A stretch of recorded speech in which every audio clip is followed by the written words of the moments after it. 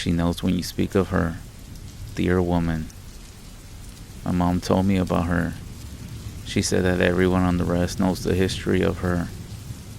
She told me that a long time ago, dear woman was young and beautiful, very popular, and man ran to her. She also knew this, and she began to use her beauty to manipulate and use men. Elders warned her that she was not doing anything good. She continued her selfish path. It got to the point where she started to manipulate men out of money, beadwork, and other things. One time she messed around with the wrong guy, someone who used to practice bad medicine, they say. She did him wrong, and he did bad medicine on her. They say that he turned her into a half deer, half woman, but I'll tell you the ones that my family experienced. She would often attend powwows and sun dances. When my mom was 10, she said that she was at a powwow at a high school. She went into a bathroom stall, and she froze because in the next stall, she saw deer hooves. She knew it was the deer woman. My mom said that she was just there, so she quickly got out the bathroom and told everyone.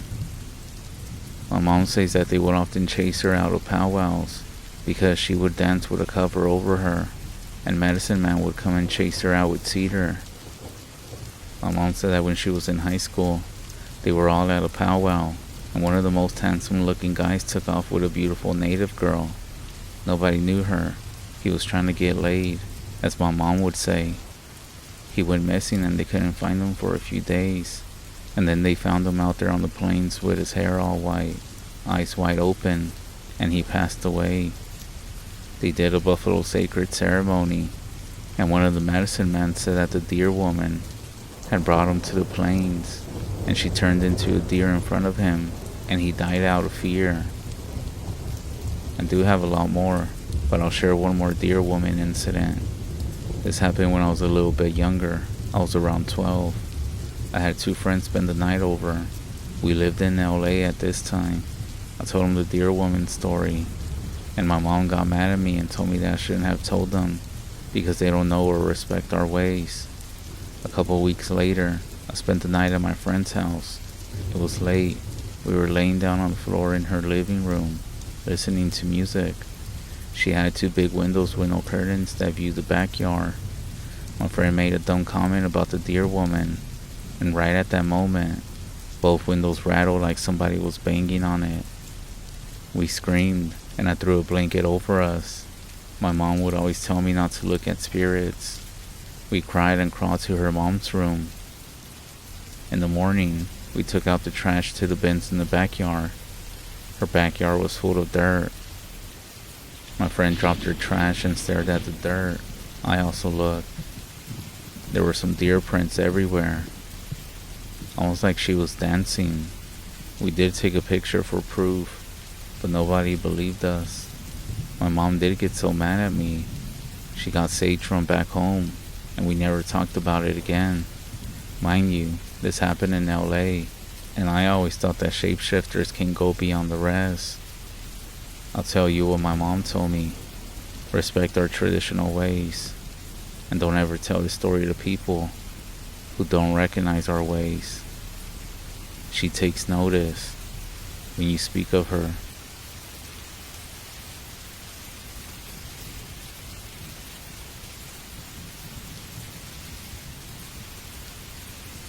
This summer after we graduated was full of many great memories, many happy memories that many of us will keep with us for the rest of our lives. But what I'm going to tell you is in one of those memories. So we just graduated, so you can assume that I was 18, which I was, and I was up living in Oregon.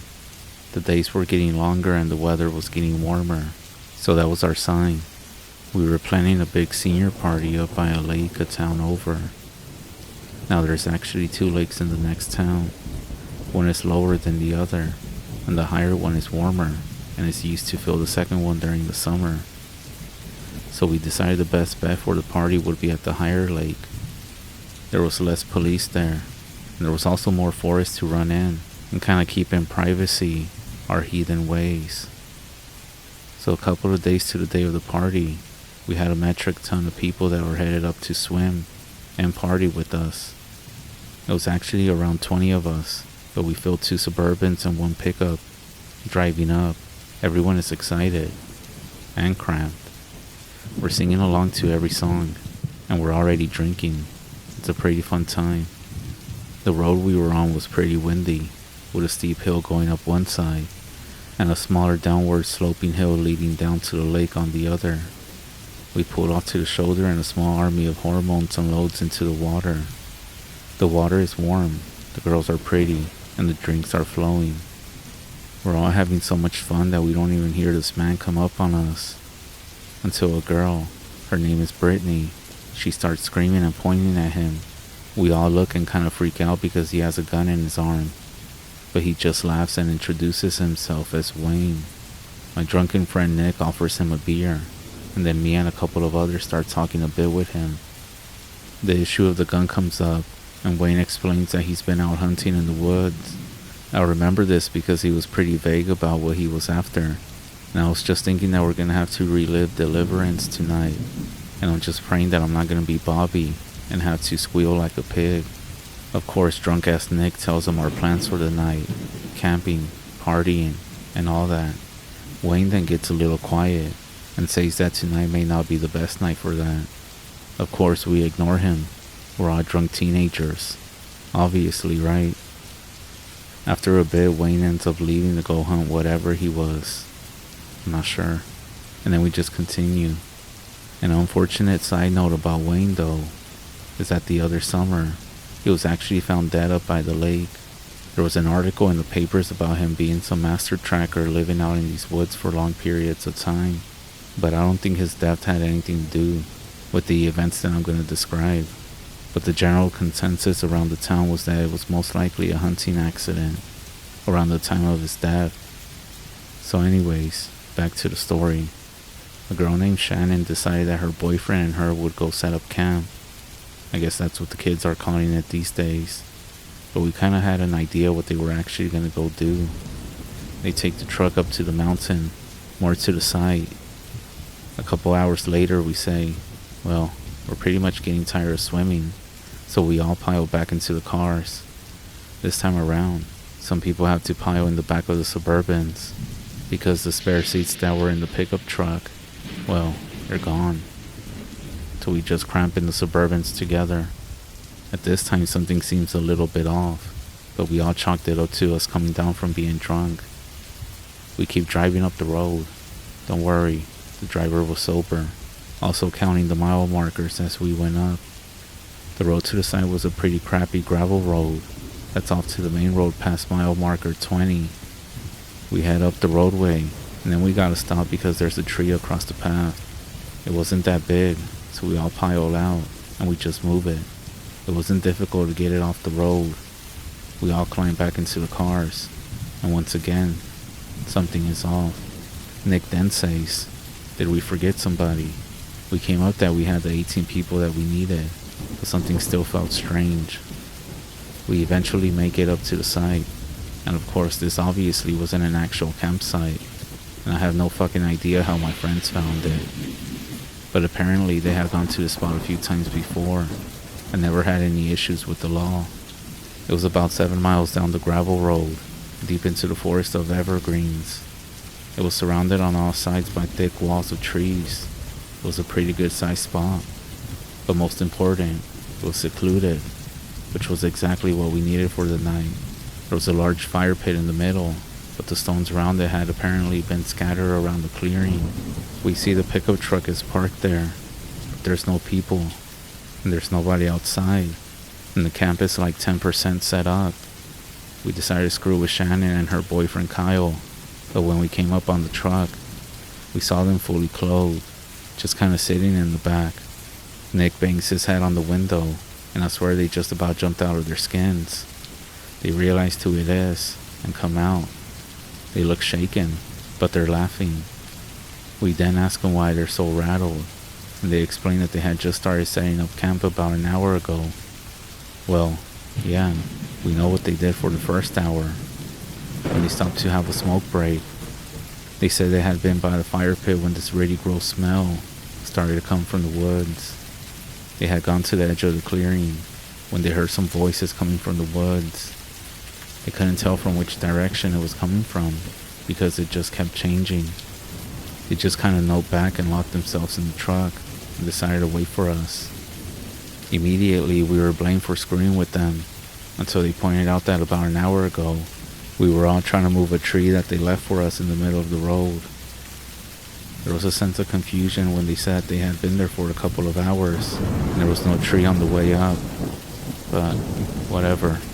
Oregon has a lot of trees, and sometimes they fall over because trees are stupid like that. It's nothing strange. These two were most likely just paranoid from the noises they were hearing. We then finished setting up camp as the sun begins to set, and we started getting ready for the night. We made a whole bunch of food, but with about 20 people, it goes pretty quick. We continued to get our buzz on. We continued drinking, smoking a bit, and just having a good time.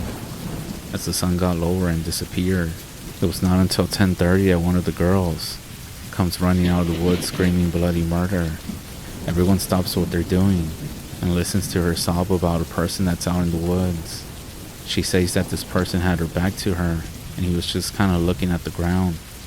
When she called out to him, it raised its head and started twitching. This is when she realized that it wasn't one of us that went off to use the bathroom, and she got the hell out of there. At this point, most of the guys that were there were drunk and immediately got angry at this guy in the woods for scaring one of the girls. We all assumed it must be Wayne screwing with us. So an elite squad of drunken high schoolers armed with different sizes of branches went out to see where he was. We split up briefly in the woods, which was actually a very eerie feeling. After about 15 minutes, we decided that Wayne had most likely been scared off and we couldn't find anybody. We all then regrouped back at the camp when the smell started again. The only thing I can describe it is like burnt hair and a bloody nose or something like that. One or two of the drunken people actually vomited. One of the guys, Sam, decides that he's had enough and he wants to go back. After debating, we decided that he was sober enough to drive and that we were going to let him take a full pickup and load up back to his house. The girl from the woods, her boyfriend, Sam, and the second girl, they all leave with him in the truck. The smell actually died down quite a bit by this point, and I obviously didn't want to be labeled as a scary cat because, teenagers. Eventually the drinking dies down and we're all just chilling and having fun, ignoring the feeling of something being off, but it's kind of lingering in the air, kind of like a white elephant in the room.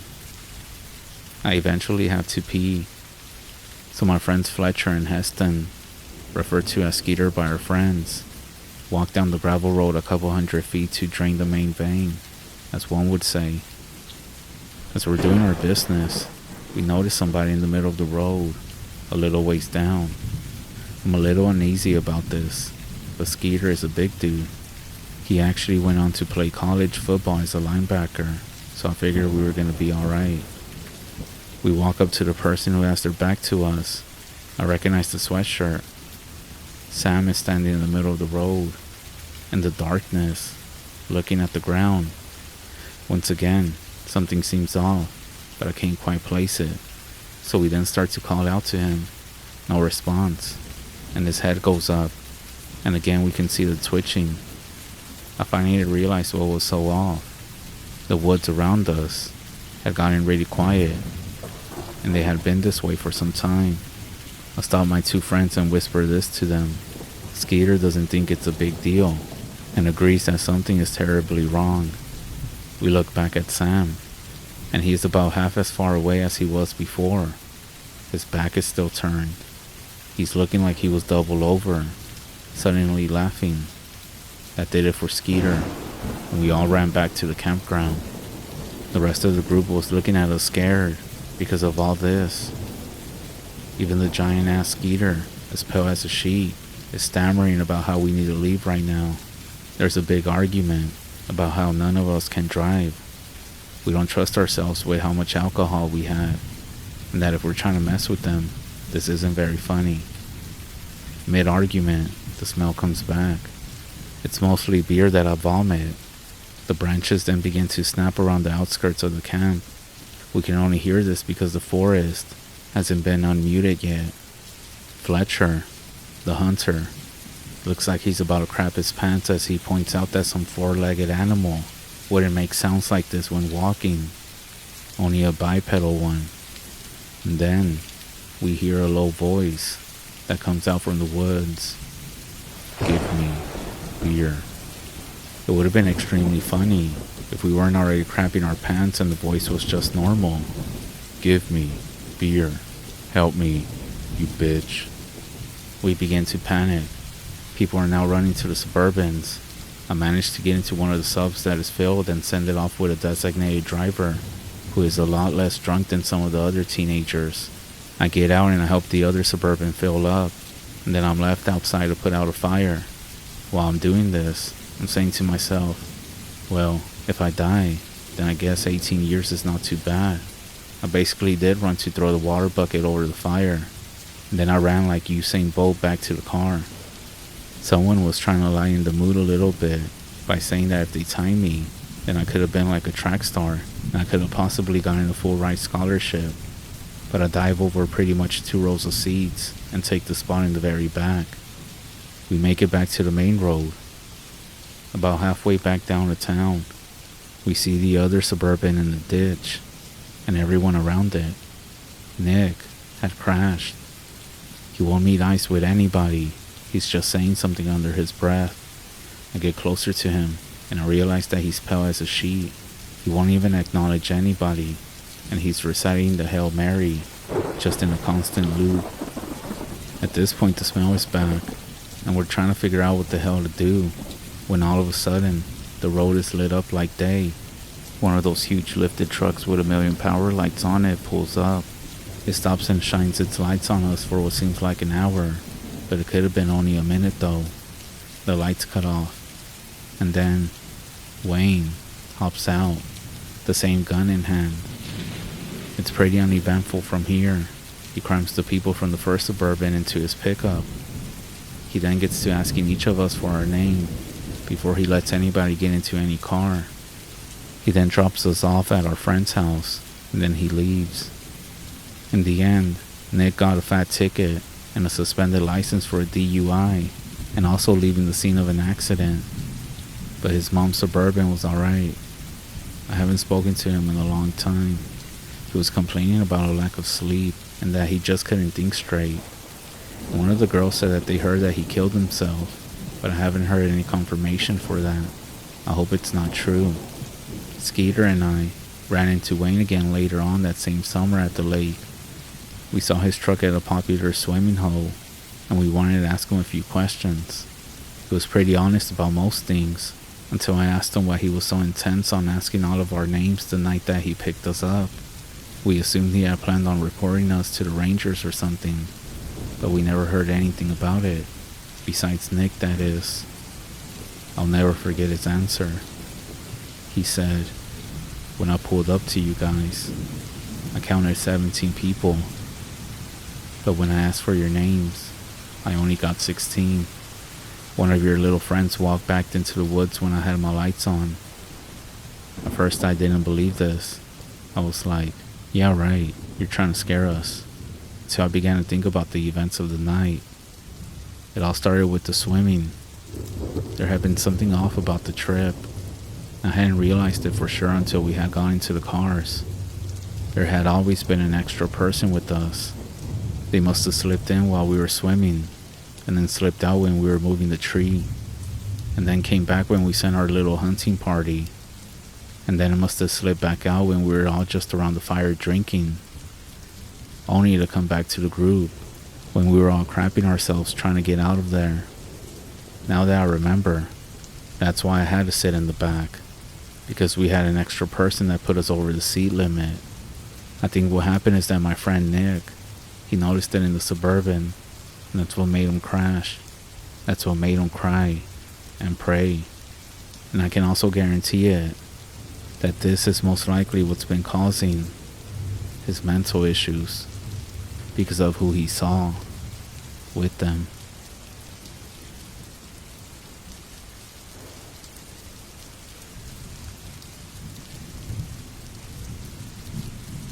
This took place in Sheep Springs, Fruitland, and Kirtland, New Mexico. I am Navajo, and I have a Skinwalker story that I like to share. I keep these to myself, but here it goes. I have many instances where this theme has haunted my family. Its main focus, however, was my mom. One night, as my two brothers, my sister, mother, father, and I were getting ready for bed, our cats and dogs started making all kinds of noise. Before we could look out and see what was going on, we heard a loud noise on the roof of the house. Mind you, we live right by a canyon. My dad was part of the Navajo Nation police, so he grabbed his gun and ran outside. My mom gathered us kids and told us to pray. That's when we heard 3 loud shots, and moments later, my dad walks back in, and he says that he shot the thing. However, whatever it was, it got away. The next day, my dad finds out that someone went to the emergency room due to a gunshot in their left leg. But that's about it. Years later, after we had moved from that place, my mom ended up asking a medicine man to come to the house. There were some paranormal things going on. I was young and didn't understand anything. However, the medicine man found bones and some other witchy things under the corner of our house. The medicine man said that a skinwalker put it there as a curse on our family because of who my mom had married, and he didn't like it. Jumping ahead to when my mom meets a woman in jail who turns out to be the skinwalker's daughter. The woman told my mom that her dad had a shrine of my mom. He followed her for years and made so many spells on her. Get this, he walked with a cane for a leg injury. He died of a heart attack years before, which is said to be how skinwalkers always die. I do apologize for the missing details, but this happened over a span of 10 years. I never heard of anyone else dealing with things similar to this. Talk about having a toxic ex.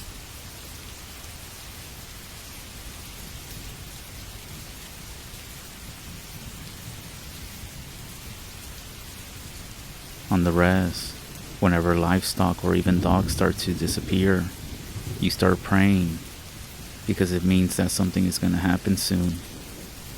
I used to live on the REZ with my ex-husband. He never believed in our ways. Well, not in a traditional sense. Don't ask me how I ended up in that situation. There's nothing wrong with getting with somebody who doesn't have the same beliefs as you. However, as long as you are able to work through that. But the more that you all agree, the better. You will never agree with your spouse on everything. I was young when I got married, and our relationship wasn't the best. But I live and learn. But enough of me acting like I have all the answers. Every morning at 4:30 a.m., my ex would get up to go to work. He would always try his best not to wake me, so he would shower and get dressed quietly in the living room before leaving. On one winter morning, I woke up to the sound of him walking in the living room. Then, what sounded like a yell, except it was not his voice. It was deeper, strangled, like something was copying him. Then, a heavy sound followed, and I heard something loud hit against the wall. My heart dropped. I grabbed my cordless phone, the kind with the long antennas, and started dialing the police. At the same time, I reached for my gun, thinking that somebody had broken in. When I stepped into the living room, my husband was pale and frozen. His eyes were wide, and he kept pointing towards the side window. And in a weak voice, he was like, there was a tall man looking in at me. I'm not sure why, but my instant reaction was to go through the door and see who was out there. When I walked out, that's when I saw it.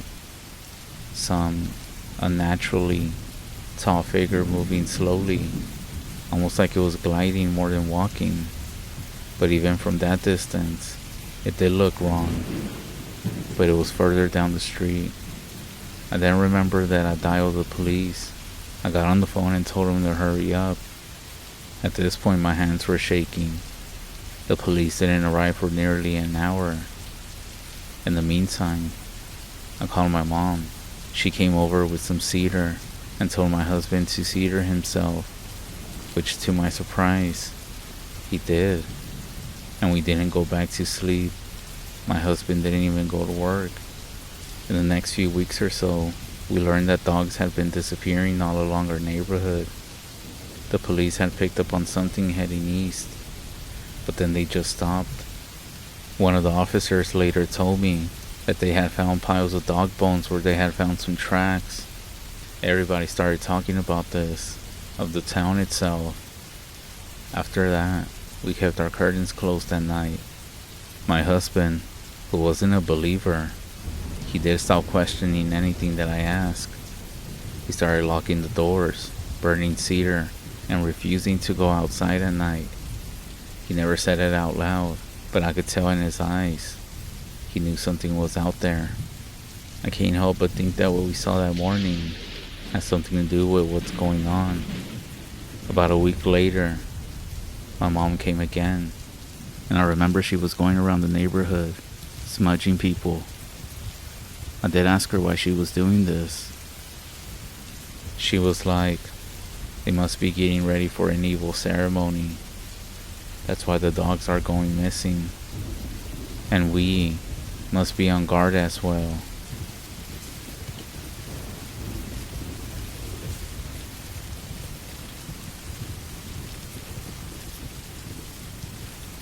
The next time that you're at a wake or a funeral on the REZ, or anything else surrounding death, you should never be alone. This one time I was at a family member's wake, and the house was full with other family members, so I went outside to sit in my car and smoked a cigarette. I turned the car on. It was cold, and there was snow everywhere, and I wanted to hear some music. Plus, not to mention I wanted some light from the radio, because that night it was really dark. You couldn't see the moon or stars because of the cloud cover. Anyways, I was sitting there, and that's when I heard a tapping on the window. Something told me not to open it or even look out, but I just blew it off and laughed at myself for being scared. I started to open my window, and that's when I heard a family member's voice, and I saw her long hair and outline, the same member that we were having a wake for. She was standing there, asking me to let her into my car because she was cold and wanted a cigarette. I didn't know what to do. I was scared because I heard people tell stories like this before, but I never thought it would happen to me. I called one of my older family members and told him to come outside and what was happening. They brought one of the elders out, and he ended up smudging me. They told me not to go outside by myself and to always have someone else with me, especially during times like this. I learned my lesson that day.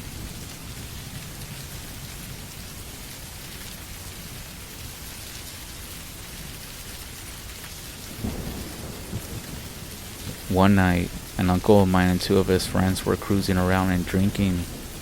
After a while, they decided to head over to the Nebraska side of the local dam. They were a few miles away from White Clay when they picked up a hitchhiker. They offered the hitcher a beer, to which he declined. About a mile down the road, the hitcher said that there was a get-together on the south side of the dam that he was actually on his way to, and asked if they wanted to come. Everyone agreed, so they drove on. They were taking directions from the hitcher, and he seemed to lead them on a wild goose chase.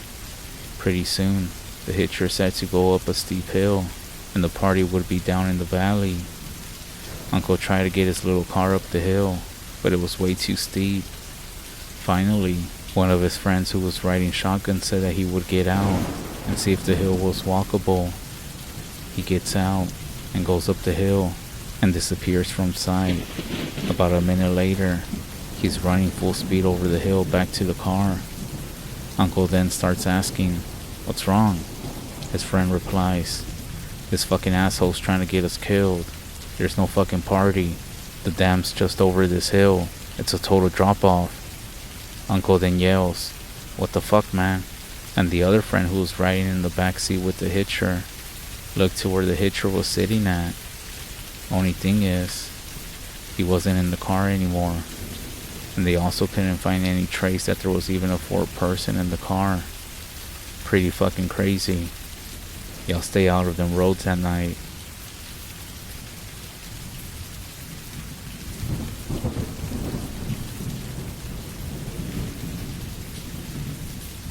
This happened out on the REZ, on a dirt road from Polaca to Low Mountain.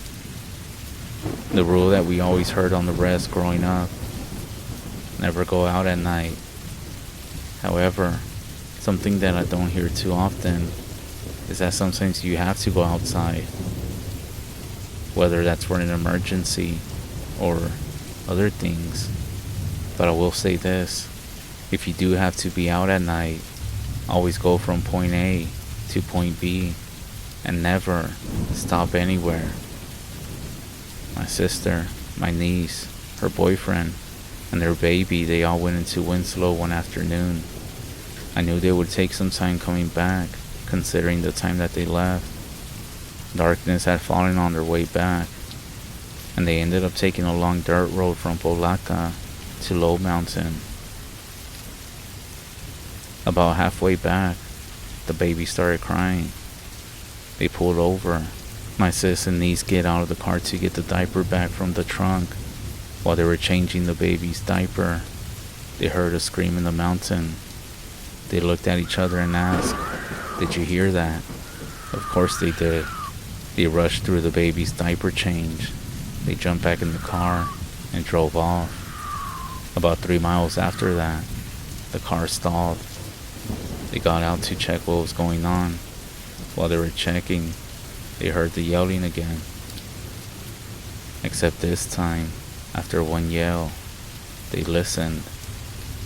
After a few minutes, they heard a strange noise, like if somebody was hitting two sticks together, and it was getting closer and closer every time. They started to freak out, got back in the car, but it still wouldn't start.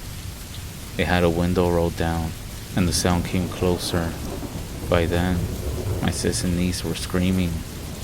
Right before it got to them, the car started, and they ended up hauling ass out of there. As they drove fast and finally reached the highway, that's when they saw it. A naked person, with its hair down, running alongside them. They got to a big ditch, and it jumped across. It ran beside them all the way home.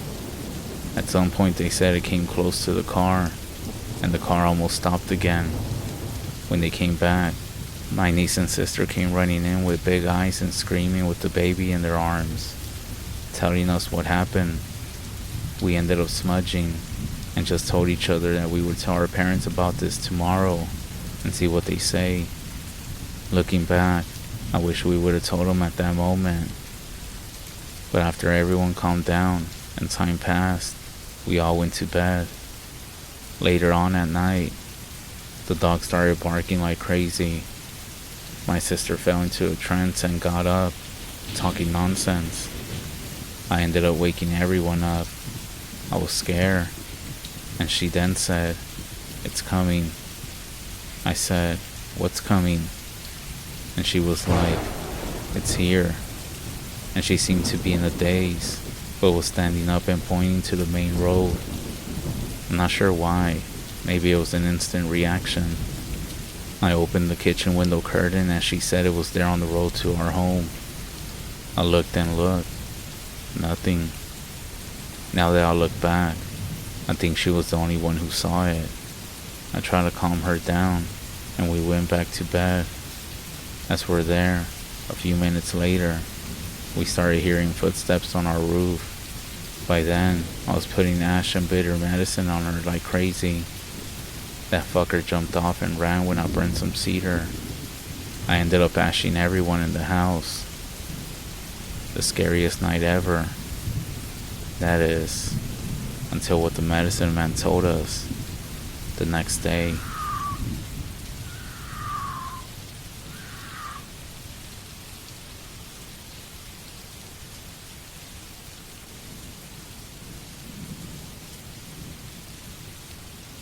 you weren't supposed to make it home. That's what the medicine man told us the next day. Let me backtrack. The next morning, we ended up calling our parents, and we told them what happened. They said they would be over right away. I don't even remember if we slept or not. Everything from that night felt strange, not real. When our parents finally arrived, we all told them everything that happened. My sister told them about the car, the crying, the screams from the mountain, the car stalling, and the thing that was running beside them. I also told them about what we heard last night. At this point, you would think that we were being questioned by the police. My dad had us all sit down in the living room, asking stuff like, what did you hear? What did you see? What did it look like? What was the sound like? The clicking? How often was it? What were you wearing? Where did you stop? Who was around you? Then came the weird ones, which at this time I didn't understand. My dad started asking stuff about the baby's diaper. Where did you change it? What did you do with it? Did any of you hear someone's name being called? Did any of you sit down on the ground or touch the ground with your hands? My dad then went outside. He started walking around the house, smudging. He then went over to the car, looking underneath and around the wheels. He then asked again what they did with the baby's diaper. My niece's boyfriend was like, I believe it's still in the car. He then started walking towards it. But before he even got to the door, Dad yelled out to him to stop and not touch anything. He said it's not in the car, that they must have left it out there while trying to get away. He then told us to change our clothes and to meet him in the living room, and that nobody was allowed to leave the house. In the meantime, he said he was going to make a few phone calls. Just about the whole day passed when the medicine man arrived. I guess our dad called him. Before he even came into the house though, he lit some cedar and he began circling the car. When he got to the back bumper, then got down to look underneath the car, there was a small bundle, feathers, tiny bones and hair. And that's when he came up to us and said, you were not meant to make it home last night. He told us all to go back inside and he would be with us in just a bit. A while later he came in. He then said that he needed to do a cleansing that same night. After many prayers, the medicine man took us outside. He wrapped all of us in blankets and told us to stand beneath the open sky. He told us to keep our eyes up, even if we feel something, that we may hear it, but don't look away. He then began to pray. After a few moments, that's when I felt something, somebody's breath right behind my neck. As everything was going on, that's when I started hearing a low growl, something brushing up against my legs, and then I heard a scream. I'm pretty sure this was the scream that my sister told me about. The medicine man kept chanting, faster and faster, and at some point he told us again to not look away. It felt like the whole sky was moving. He then ended the ceremony, and the fire went out on its own, and everything went silent. Nobody said anything until the medicine man finally looked up and said, it's gone, for now. But be careful, it knows you. There's a bunch of other things that the medicine man said, and some other things that went on that night. But then I would be on here forever. I will say what the medicine man explained to us. He said that someone put the bundle in their car wherever they had gone to, and on the way back home, they were supposed to get into a car wreck. However, why weren't they harmed? Are you ready? It's because the baby hadn't fully passed over to us yet. He was still part of the holy people. If you're indigenous, you might get it. You see, babies are untouched by jealousy or any bad intentions and negative energy. Bad medicine and all this stuff, it feeds off imbalance, anger, fear, greed, being drunk. But a baby doesn't carry any of that. So when this quote-unquote person got close to the car, the baby's close connection to the holy people was too strong for it. He also told us to be careful who we hang out with, because a bundle like that can easily be put in your car. by your house, depending on this person's evil intentions. Everybody be safe.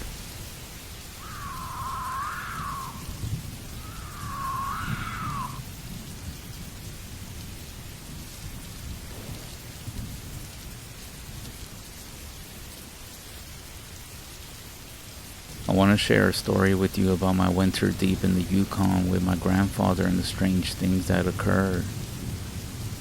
Quick note, the story is a little long. About 3 years ago, when I was 18, I decided that I wanted to take a year off school before going to a university, kind of do a bit of soul searching, if you will. As it happened, my father decided that it would be a great opportunity. You see, my grandfather, Dana, had been trying to get me to go to his cabin for a few years now to learn a little bit about myself. My grandfather was the toughest SOB I ever seen in my life. An example, when I was around 15, my family took me skiing in Jasper and my grandfather tagged along. During that trip, Dana hit a fallen log that had been slightly covered in snow, and he ended up going straight into a spruce tree. He tore his lip open down to the cheek. Once we caught up to him and started freaking out, talking about getting an ambulance, he calmly stood up, told us while his lip was hanging open enough to see his teeth that he would be fine and was just gonna go back to the lodge. Well, to patch himself up. As it turned out, this involved skiing all the way back, grabbing a sewing needle and some fishing line, and stitching his own face back together in the bathroom mirror. About an hour later, he was back with us like nothing happened. He still has a pretty vicious scar too. A pretty massive guy, around 6'6", and he was very muscular despite being 60. He's a quiet guy. Again, he lives on his own in the middle of a frozen hellscape at a time in his life when most people would be retired and in a retirement home. The main reason why I hadn't gone with him sooner was because my mother was terrified of me going off to live with my crazy relative for any time, despite my father saying that I would be well taken care of and that I was old enough to fend for myself. But this year was different. I guess because I was going to move out soon anyway. I was allowed to leave and go with him. My family lives in Alberta, and my grandfather lives off the northwestern Yukon, past the Minto mine, just in case anyone knows this area. It was arranged for me to fly out and meet up with my grandfather, who would then drive us to his house. After landing, I was greeted with the amusing sight of my grandfather standing about a foot above the rest of the crowd, just staring, waiting for me. We had a quick greeting, and before long, I had hopped in his truck, and we were making trail towards places where no roads go. We drove for a few hours. Not a lot was said between us, even though that was pretty standard for him. And we finally arrived at what appeared to be a little more than a snowy plot near the tree line and away from the road. So, where exactly is your cabin? I didn't see it on the way over, I asked him. He turned to me and smirked. About 3 days of hiking that way. He pointed to the trees. Wow. So began day one of my adventure.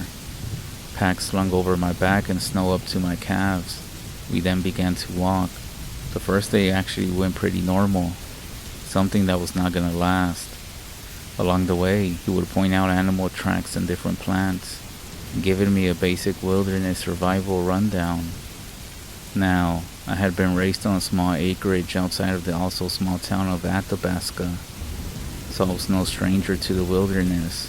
But even still, my grandfather's knowledge of the wild seemed near encyclopedic.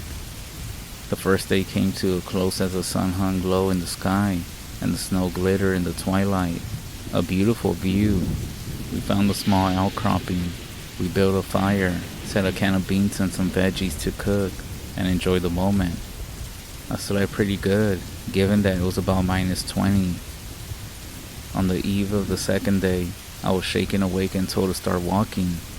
We don't want to spend more nights out here than we have to. It's only going to get cold, and these woods are dangerous. Gathering up what little I had, little more than a sleeping bag, a few things and 2 knives, we set off again. Let me tell you, There's nothing more tiring than pushing through snow up to your crotch in the middle of the woods for hours and hours. I like to think I'm in pretty okay shape, but by the time that we stopped for a break some 4 hours later, I felt like I was gonna die. My grandfather, of course, seemed pretty unfazed by it. It was around this time that I started to take note of a few things. For anyone who has lived near or spent a lot of time in the woods, you know it's a pretty active place. Lots of noises and things moving around, but not here. In the winter, everything is still and quiet. A strange feeling when all you heard your entire life is that when things go quiet, something bad is near. My uneasiness was offset somewhat by the fact that I was still trying to see if my lungs were gonna explode. Soon enough, we would set off again. A few more hours into walking, I noticed a little cave in the hill we were on. The opening had huge icicles hanging down from the front, and a few bones scattered around the area. I turned to my grandfather and asked, pointing to it, should we be worried about that? At that, he stopped, looked at me for a few moments, then continued walking, saying something like, no, as long as we get a ways off before night, it won't matter.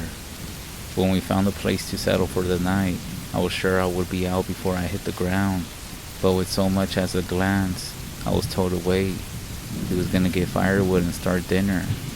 Sitting by myself under a tree, I watched as he walked off, leaving me alone there. While I was sitting there, listening to the fading sound of my grandfather walking further and further away, I couldn't help but notice how strange the woods felt. I had spent days camping before, sometimes with friends, other times just by myself, but this was different. Maybe it was the quiet, or maybe it was how the simple act of turning my head seemed to echo through the trees. Maybe it was the way the evergreens burdened by the snow seemed to blend into the growing gloom, forming strange, inky shapes in the dim light. Whatever it was, I was starting to get nervous, the kind of unease that comes when you feel like somebody is watching you, even though you're quite sure you're alone. Before my mind started walking too far down those dark roads of thought, my grandfather came stomping back through the tree line, bundled with broken branches under his arm. He set about showing me how to start a fire without matches or a lighter. He's old-fashioned like that, and soon enough, we had a little nice campfire going. It wasn't until the heat of the fire hit me that I noticed how cold it was. My hands stiff, slight shivers going all around me. We should reach the cabin by about this time tomorrow, if we keep up the same pace. Before we go any further though, I want you to understand something. Things are different out here. If I tell you to do something, I expect you to listen. Understand? I nodded and told him my dad had given me a rundown before I left. Really now? How much did he tell you? Just to listen to whatever you say and to stay safe, I replied, unsure of where he was going with this. Alright then. He didn't say anything for the rest of the night, and I was too tired to ask. Despite that, I found that I laid awake for quite a while, staring up at the sky and listening to the crackling of the fire. I'm not sure why. I should have had no problem sleeping after the day of hiking, but regardless, I couldn't find myself to drift off, even after the moon had risen and shone over the area. It was around then that I heard something in the forest, like some sort of whispering, almost. At first, I figured it was just the wind, but looking at the treetops, they were not moving. I started to focus more on listening, but I couldn't make out what was being said. It was so faint. I sat up and looked around to see if something was there, or maybe my grandfather had been mumbling in his sleep. When I tried to listen again, I was met with silence. I figured it was just something on the breeze and laid back down again. Sleep came soon after that. I was once again awakened by my grandpa as the sun just began to slow creep up over the distant mountains.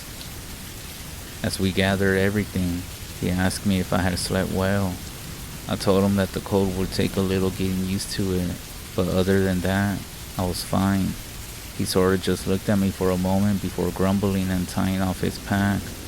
Once more, we set off deeper into the wilderness. The third day went without incident. It was only after a few more hours of tedious and exhausting trailblazing that we finally came into view, quote unquote, home, built right up against a cliff face. There were no windows, just massive logs the whole way around.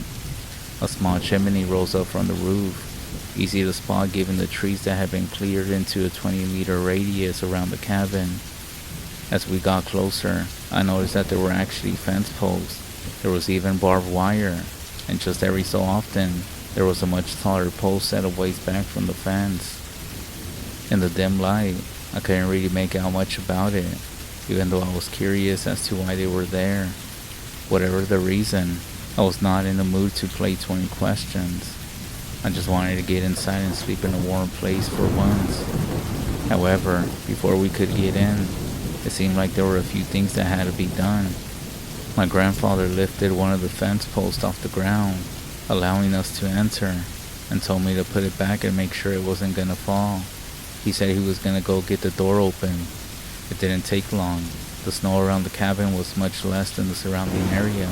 It made the walking easier. After I finished, I made my way around the side of the cabin. I found my grandfather carefully taking down numerous little metallic things that were hanging over the door. I could see them from what little daylight was left, but I couldn't really make out exactly what they were supposed to be.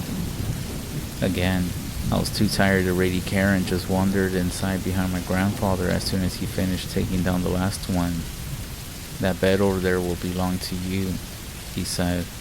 Without much more thought, I went over and went to sleep. I really should have soaked in everything, as this was the last good night's rest I was going to get for a while. I woke up the next morning to a mostly dark room. A candle was set on the table in the middle of the cabin, giving enough light for me to figure out where the door was. Opening and stepping outside, I was greeted by a bright midday sun. Down the yard, I saw my grandfather clearing the excess snow from his plot of land. It was low enough that I could actually see the ground, and a few feet beyond the fence. The snow rose like a wall all around us. The 14 hours of sleep actually allowed me to take stock of the area around me. I could now see that the tall fencing posts from the night before had been chiseled or carved down so that only the pale hardwood remained. And carved all over the posts were words, thousands of them, tightly packed together. Reading through them, there really didn't seem to be any rhyme or reason to what was written down. Mostly it was just a bunch of random words. Mostly in Swedish and a few in Norwegian. I'm not really fluent, but I picked up a little bit over the last few years. I guess Dana had noticed me staring at it. "What are these supposed to be?" I gestured to a similar post around the yard. "A word wall," he said. "It helps keep things calm at night. I wouldn't stare at them too long though. It won't do much good for your head." In case it wasn't obvious enough already, my grandfather was different. He never liked staying in towns or normal houses, and he always carried these little small objects and charms on strings. I always found it neat, and when I was younger, I would often ask what they meant and listen to his stories for hours. My mother, though, always had a problem with him visiting. I did overhear my mom talking to my dad about allowing Dana to fill my head with crazy nonsense on more than one occasion, but my dad often shrugged it off, saying something like, it's good for him to learn a little bit about Dad's culture. The point is that it was only after I just started to get a look at the cabin and the word wall that these things started to sink in. He was definitely a little strange at times. The first day, we went up to chop a few trees down for firewood, and he would very specifically point out the trees that we were gonna cut. But this was only after pressing his ear to them and listening to see if they were unmarked. When I asked him what he meant by that, the Tomtanisa will get angry, and we really don't want that. For those who don't know, Tomtanisa are part of Scandinavian folklore. They basically look kind of like garden gnomes and act sort of like Santa Claus, or at least that's how they're portrayed now. But growing up, my grandfather would tell me about these little monsters and how they would chew open people's doors and windows, or crawl into houses at night and whisper things to a sleeping person. The people would sometimes go crazy, wandering out into the woods and just rambling on. Other times, they would just sort of be different. Either way, they were freaky little guys. But I kind of stopped believing in the stories during the same time that I stopped believing in Santa Claus. But my grandfather isn't really known for his sense of humor, so listening to him say that was more than a little strange. I sort of just laughed about it, and he looked at me and said, "You think I'm joking? Keep that up, and you won't be seeing the summer." That shut me up pretty quick. I didn't really buy the stories anyway, but I still made sure not to tap the trees that he said were marked. We finished loading up the sleds we had brought with us, and at that point, my grandfather said, "Let's go this way. I want to show you something before we get back." I followed him. It seemed to me like we were making a wide arc instead of going straight back, but I wasn't gonna argue. As we walked, I noticed that there were no animal tracks. Even on the way to the cabin, I had at least picked up a few prints from rabbits or moose and the like. When I asked why we weren't seeing any now, "They don't like it here. They know to stay away." "Why is that?" I asked. "These woods aren't safe for anyone after dark." After walking some more, we got to the edge of the section of the forest that we were in. Dana pointed out that beyond the tree line lay the vast snowy rises and falls of the untamed wild. Honestly, it was one of the most beautiful things I had ever seen. There was an overturned tree, and he motioned for me to sit on it. For a while, we just sat there, soaking in the view. Then he sighed. "Now, I know you're going to be new to all of this for a while, but I think you should know things are different out here. I need you to trust me when I tell you to do something, or else I could get both of us killed. Do you understand?" I said I did. He may be strange, but he means well, so I figured I would humor him, make things a little easier for both of us. That would prove to be a very bad idea. Once we got back and finished stacking the firewood, Dana broke out more of our own stuff that we had brought. As we were cooking, he said that tomorrow we would go hunting. If we caught anything, he would show me how to properly butcher the animal. We ate and settled in for the night, but as we were setting everything up, he told me that if I ever got up to use the outhouse at night, that I should always bring a candle, no matter how bright the moon was, and that if it went out, I should come back inside right away. With that, he set up a few things on the door. When I asked him about it, he told me it was there to confuse anything that was trying to get in. Later that winter, I found out that it was supposed to be a room for illusions or disguises. I guess the idea was that it would make it difficult to tell what was inside the cabin if something was trying to get in. The next few days we went out hunting. For the first little bit we didn't catch anything. It wasn't helped by the fact that we needed to go a certain distance from the cabin before we saw any signs of animal life. Dana always insisted that we be back before nightfall. On top of that, he didn't bring a gun, ever, just a bow and some arrows. I know bow hunting is common enough practice, but given that bears roam these woods, I figure it would be nice to have something with a little bit more stopping power. When I mentioned this to him, he said it would cause more trouble than it would prevent. Eventually, we were able to find and snag a buck, a nice one too, enough meat to be alright for a while. We threw it on the sled and began dragging it back home. More hours went by. When we got back to the cabin, something rather interesting was waiting there for us. Some ravens. Normally, this wouldn't seem so strange, but when I hadn't seen any signs of life except for the trees in this area for almost a week, it seemed a little bit off. Dana actually stiffened up when he noticed it too. When I asked him about it, he told me, "Drop the sled and come with me. We're gonna have to butcher this fast." I wasn't quite sure what was going on, but I remembered the conversation from earlier, and I figured it would be best to just keep my mouth shut and go along with it. We circled around the cabin, the raven sitting on the roof watching us the whole way. Lying in a small snowdrift in front of the door was a rabbit's head, just the head, cleanly cut off. The snow was still a little bright red. so it must have been a fresh kill. There was also something through the snow leading up to it, but it looked like it had been thrown in there. Well, that could be worse. We didn't really need the head anyways. When I asked what he was talking about, Dana told me, it's only right to return a gift. With a gift, take that inside and meet me near the shed. The shed was a little ways off from the word wall, just a few feet beyond the tree line. That evening, we butchered the deer. When we were done, Dana took the head, antlers and all, and walked out into the woods a short way before gently setting it down. And coming back, we brought the rest of the meat into the cabin, and Dana took the rabbit's head off the table where I had placed it. That night, we had rabbit stew and potatoes. When I asked why we were just gonna eat something we found there, he told me it would be rude to just throw it out, and it isn't wise to insult the neighbors. There's more people here? I thought you lived alone, I asked. Alone? No, I just don't live by any sort of people. So, who's your neighbors? I thought I told you already. The Tom Tanisa lives here.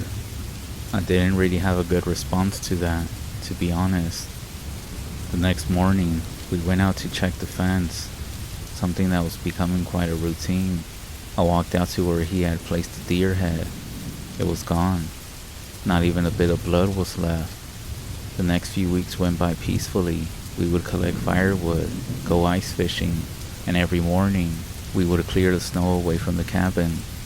The temperature continued to drop as the winter solstice drew near, and the already short days became a few hours of twilight.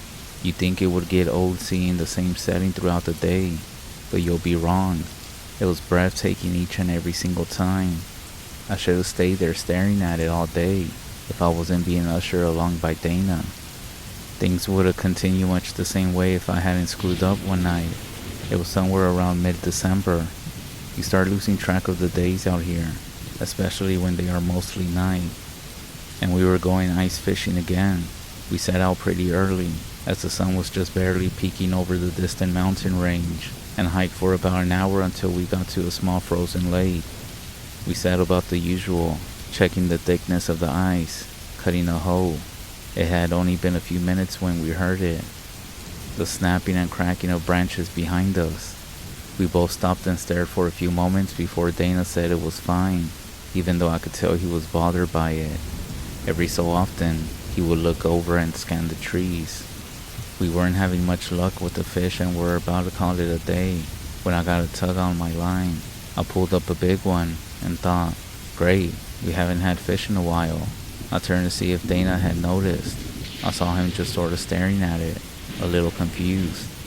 When I looked more closely, I saw that the fish had a few gashes taken out of it, little lines cutting along the gray scales. Throw it back. This isn't ours to take, Dana said. Alright then. I was a little nervous, even though nothing happened during my time there. I was able to pick that up when Dana got weird like this. It was best not to argue. I threw the fish back into the pond, and we started making tracks back to the cabin. Along the way, I noticed that the trees near the lake, the ones where the noise had come from, had huge cuts taken out of them, not like an axe or bear claws, more like small chunks that had been ripped out and thrown around. I then asked what that was about, and Dana just started walking faster and said, "We're not gonna come back here. It wouldn't be safe." One of my more frequent chores was to go out and make sure that the word wall's posts were still secure in the ground. One of the many things that my grandfather was really strict about was keeping the wall just right. The word wall came second only to our food stores. This mostly involved going out and giving the posts a solid shove. If there was any shift, I would need to hammer them back in and pack the snow tighter around the bottom until I could no longer get them to move. Anyways, that night, Dana insisted that we go over all of them again before going to sleep. So we went out after finishing dinner, mostly deer. You'll be surprised how long a single deer can last. Dana took one end of the yard, and I took the other. It was getting really cold outside, to the point where any bare skin started to sting.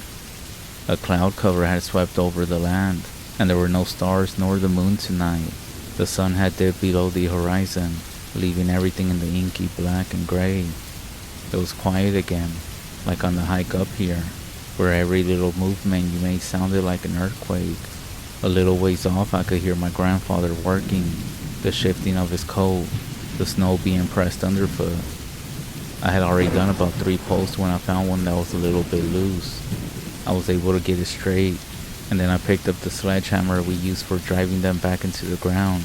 As I lifted up the hammer to get ready to bring it down on the post, I cringed, knowing that the sounds in the forest would be very loud. Just as I was about to swing, I heard something, like a quiet hissing mumble. I swung around while I was bringing the hammer down, hitting the post with a glancing blow and knocking it off center. Spinning around, I tried to listen for it again, thinking that maybe it was just my imagination. The woods will often make you think you're hearing things. After a few seconds of nothing, I figured it was just me imagining things, or overhearing Dana talking to himself. I turned to start fixing the post again, but just as I put my back to the trees, I heard it again. It seemed so quiet that I couldn't make out what was being said, but I was so sure that someone was whispering, quickly, and in a whistle-like tone. I already started to freak out now. I slowly began walking towards the cabin, my back to it and the cliff face, as I scanned the trees looking for where the sound was coming from. The noise didn't seem like it had a direction. It was like it was everywhere at once, still quiet, but it was very much there. While in panic mode, combined with being tired and cold, I got it in my head that if I threw something into the woods, it might scare off whoever or whatever was there. Reaching into the woodpile we had outside, I picked up a small log and threw it into the tree line. I started shouting, "Who's ever out there, you better come out now." My grandfather then came running over. "What the fuck are you doing?" I told him I heard someone talking nearby, but before he could say anything, the trees where I threw the log started to shake, and I could hear branches snapping. "Get inside right now," he said, not taking his eyes off the trees. So the two of us backpedaled into the cabin. By the time that we closed the door, most of the trees had started shaking, the once oppressive stillness of the woods replaced with something like that of a hurricane. That night, Dana nor me slept. We just sat there staring at the door, and he was clutching his hunting knife. Throughout the night, all the sounds didn't die down. It was so loud and violent that I thought the trees must be snapping in half. Periodically, we would hear things hitting the cabin wall. Dumps, crunches, and ripping noises from every direction. I told myself that it was just branches and debris being thrown by the storm. But deep down, I wasn't sure. I didn't know. About an hour before dawn, things started to settle down. Soon enough, my grandfather got up and went outside. I heard him start swearing, so I hurried after him to see what had been done. The outside walls of the cabin had been covered, every inch from top to bottom, with what seemed to be words everywhere, violently slashed into the wood. Chunks had been ripped out of the corners of the door, and the fence was in ruins. Some of the barbed wire had been thrown into the treetops, and many of the posts had been smashed. After a string of curses I could barely even understand, Dana started to calm down. "Never fucking do that again. Never. We need to get this fucking fence fixed before nightfall." And just like that, he set off to start gathering the broken fence. At this point, I had gone from thinking my grandfather was a little crazy to thinking that he might actually know something I didn't. I then helped them pick up the scattered remains of the fence. Every so often, we would find little bits of fabric or hair stuck to the barbs. At this point, I didn't want to ask anything. We were making good time repairing the barbed wire, but I was still worried. Most of the posts that made up the word wall had been broken down and were missing. When I asked them about this, Dana said, "They won't like it, but hopefully they just did this as a warning. Tomorrow, we're gonna go hunting, and we're gonna bring them back something to thank them for not killing us last night." At this point in the year, there were only about 6 hours of daylight, making it very difficult to do anything at all. We were able to get the barbed wire back into a rough semicircle around the cabin. Given the damage from the night before, I asked how much good the barbed wire would actually do. He told me that it wouldn't stop them, but it would slow them down, since their beards and hats would get tangled in it, and they would have a hard time getting free. I couldn't tell if he was trying to joke or not, but at this point, I was about ready to believe anything. Little did I know, I hadn't seen anything yet. The problem was that by this time, it was almost December 21st. The cold was near unbearable, and there was so little daylight. By the time that we got to the part of the wild where the animals roam, it was nearly time to head back. The first day, we looked for signs of animals we could bag, but we didn't even see a squirrel. That night, the wind was blowing pretty strong again, and the cabin was creaking to the point where I thought it might collapse on us. All the while, I stared at the cracks between the log walls, where the candlelight didn't reach. I could swear I saw things moving in the dark. When I finally did drift off to sleep, the last thing I heard was a quiet whispering. Just like before, the next few days were no better. Every time we went deeper into the woods, usually in the way of the distant mountains, the cold was bone-chilling, so much that walking was a challenge for me. I have no idea how my grandfather was able to at his age, but he never slowed down. Yet, we returned empty-handed every time. Each night, the woods became loud. The shadows in the cabin seemed to draw closer to the candle more than the night before, and the whispering started to grow more intense.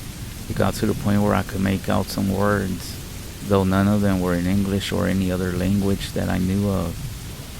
I couldn't understand them. On the third night, I asked my grandpa if he could hear it as well. He simply told me not to think about it. Each day was more overcast than the one before. The daylight was just a lighter shade of gray, and it was getting to the point where our food stores were running low. Our need to find something became desperate. Things started to get worse by the fifth day.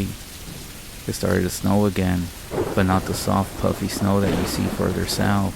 This was big, heavy, wet flakes that seemed more like little snowballs falling everywhere, clinging to everything and weighing us and the trees down. All the while, we went through the misty forest, where we could barely see anything more than a few meters in front of us. I swear I kept seeing things out there, little shapes sitting on rocks or in the branches of trees. They would be there one moment, then disappear as soon as I looked directly at them. I asked my grandfather about it, and he told me not to pay attention to them, but just to keep moving. The longer the days went, the more of those shapes I saw. On the 9th day of trying to hunt something, we returned to the cabin and were greeted by a troubling sight. Along the tree line surrounding the cabin, a few meters from the barbed wire fence, were a number of stones, big boulders, each about chest height. Some of them were shaped weird, with their tops curving off in different directions. They were all pointing at the cabin and had been placed every few feet along the tree line. When my grandfather saw this, he stopped and said, "Pack your things, we're leaving at dawn." I wasn't gonna argue at this point, even after we got past the fence and closed the door. I felt like we were still being watched from somewhere out in the snow. It was too dark to see any of the little shapes anymore, especially the ones that had been following us whenever we went outside, but I knew they were still there. We didn't sleep long. Sometime in the middle of the night, between the wind blowing, there was a crash, and the door split down the middle. Frost and snow started flying in, and it blew out the only candle. Before we even knew what happened, there was a weird noise. After a few seconds, my grandfather was able to get a little oil lantern going that was hanging by the wall. The table and pantries had been overturned. Everything that wasn't nailed down was either broken or thrown around the room. I asked if we should leave right now, but he told me, "That's exactly what they want us to do. We'll wait until first light." It was the longest night of my life. We sat there, shivering and staring at the broken door, the lantern's light just barely keeping the dark, and who knows what else at bay. Several times, I thought I saw something there, just outside the door, watching. When I saw the horizon getting brighter, it was like waking from a nightmare, only this one, wasn't over yet. We grabbed whatever hadn't been broken and made for civilization. The snow had stopped, but the clouds still hung heavy above us. It would be 3 days until we got to the truck. We moved as fast as we could. The snow was so deep that we had to stop every few meters or so just to wipe it off. It would continuously weigh us down. I don't know how far we traveled. I know we didn't stop, and I don't think we ate until it started getting dark. My grandfather said to get as much firewood as I could. He said we were going to need a big fire. But what about the marked trees? I said to him. I still wasn't sure if things could get worse. Fuck them all. They're already pissed off, and it won't matter much now. Just get as much as you can. That night, we had a massive bonfire going. I bet you could see it from one of the mountains. It was so bright. Even so, we could still hear them out there. The whispering would never stop. Every now and then, a branch or rock would come flying at us or in the fire. It didn't make for a restful night. You know, it was serious at this point when grandfather had violated his own rules, you can say. Around an hour before dawn, the snow started again. The second day was worse yet. With the snow back, the little things got brave and started coming in close. Every now and then, we would get hit with something that fell from tree branches, or a tree along our path would fall down and make it more difficult to go through. We didn't walk. We ran through the woods as much as we could. I didn't think I could run so far, but I don't remember either of us stopping. We were able to stumble into a little clearing as the light was fading again. We quickly grabbed whatever wood we could find and tried to start a fire. However, the wood was wet, and the shadows started to close in. We could see the little moving figures at the edge of our vision once again. I guess Grandpa was getting his wits' end because he grabbed a little oil lantern and broke it open, pouring the oil across the logs and lighting it up with the lantern sparker. The shadows retreated for a moment, and I think whatever they were started getting angry. We were left mostly alone that night. I don't know why. Maybe they needed to rest sometimes too. Shit, I don't know at this point. The snow hadn't quit yet, so by the time that we woke up, we were both mostly covered. We set out before the sun rose. I think Grandpa didn't trust us to make the rest of the way with only a few hours of light. The trail was a mess. Trees and rocks littered the animal trails, and the bush was so thick with evergreens that it was no better. It was slow going, and of course, we were still being followed. We would still catch sight of them at the edge of our vision, watching and whispering in tune with the wind. For whatever reason, we were left mostly untouched the rest of the way back. The poor trail conditions slowed us down to the point that it was already dark, and we still hadn't made it to the truck. However, my grandpa didn't want to stop. He said we were close and didn't want to risk another night outside. I'm not sure when it was, but eventually, we made our way out of the trees and onto a road. We followed it for a few minutes until we saw it, the glorious steed that would get us out of that place, covered only a few feet of snow. Even though we were freezing and exhausted, we swept off the truck bed, threw our things inside, and drove off. I don't think either of us looked back. After we got back to town, we stayed at a hotel for the night. Well, at an inn. It was actually the best rest of my life. We woke up early and drove the entire day until we got to the Eric Nelson Airport. When we got back, my grandpa stayed with my family for a little bit. After my dad convinced them, we didn't talk much about the trip, just that we needed to come home early. That spring, my grandpa left and said that he was going to go back home. I asked him what in the hell he was thinking, going back there, and he told me that he had lived in those woods for almost 20 years. It was his home, and he was going to stay there for as many years as he had left. However, he promised that he would call or visit whenever he could. That was 3 years ago, and none of us have heard anything from him. My parents are convinced that he passed away. They might be right, but I can't help wanting to know, and that's where we're at today. I told my friends about what happened. They don't really buy it, but I can't blame them. They've been talking on and off for about a year now, about going on a camping trip, and I mentioned that maybe we should go up to my grandfather's cabin. They thought it was a great idea. We're currently in the Sky Motel in Whitehorse, and we're gonna leave tomorrow morning. I'm still convinced that this is a bad idea, but I want to know what happened with my grandpa when he came back out here. We planned for the trip to be a little less than a month, and of course we picked summer since I think it's safer than the dead of winter like last time. So this will be the last time that I post until I come back. I hope to update you all pretty soon, but if you don't hear from me, there's a reason why I told you the name of the locations, including the motel.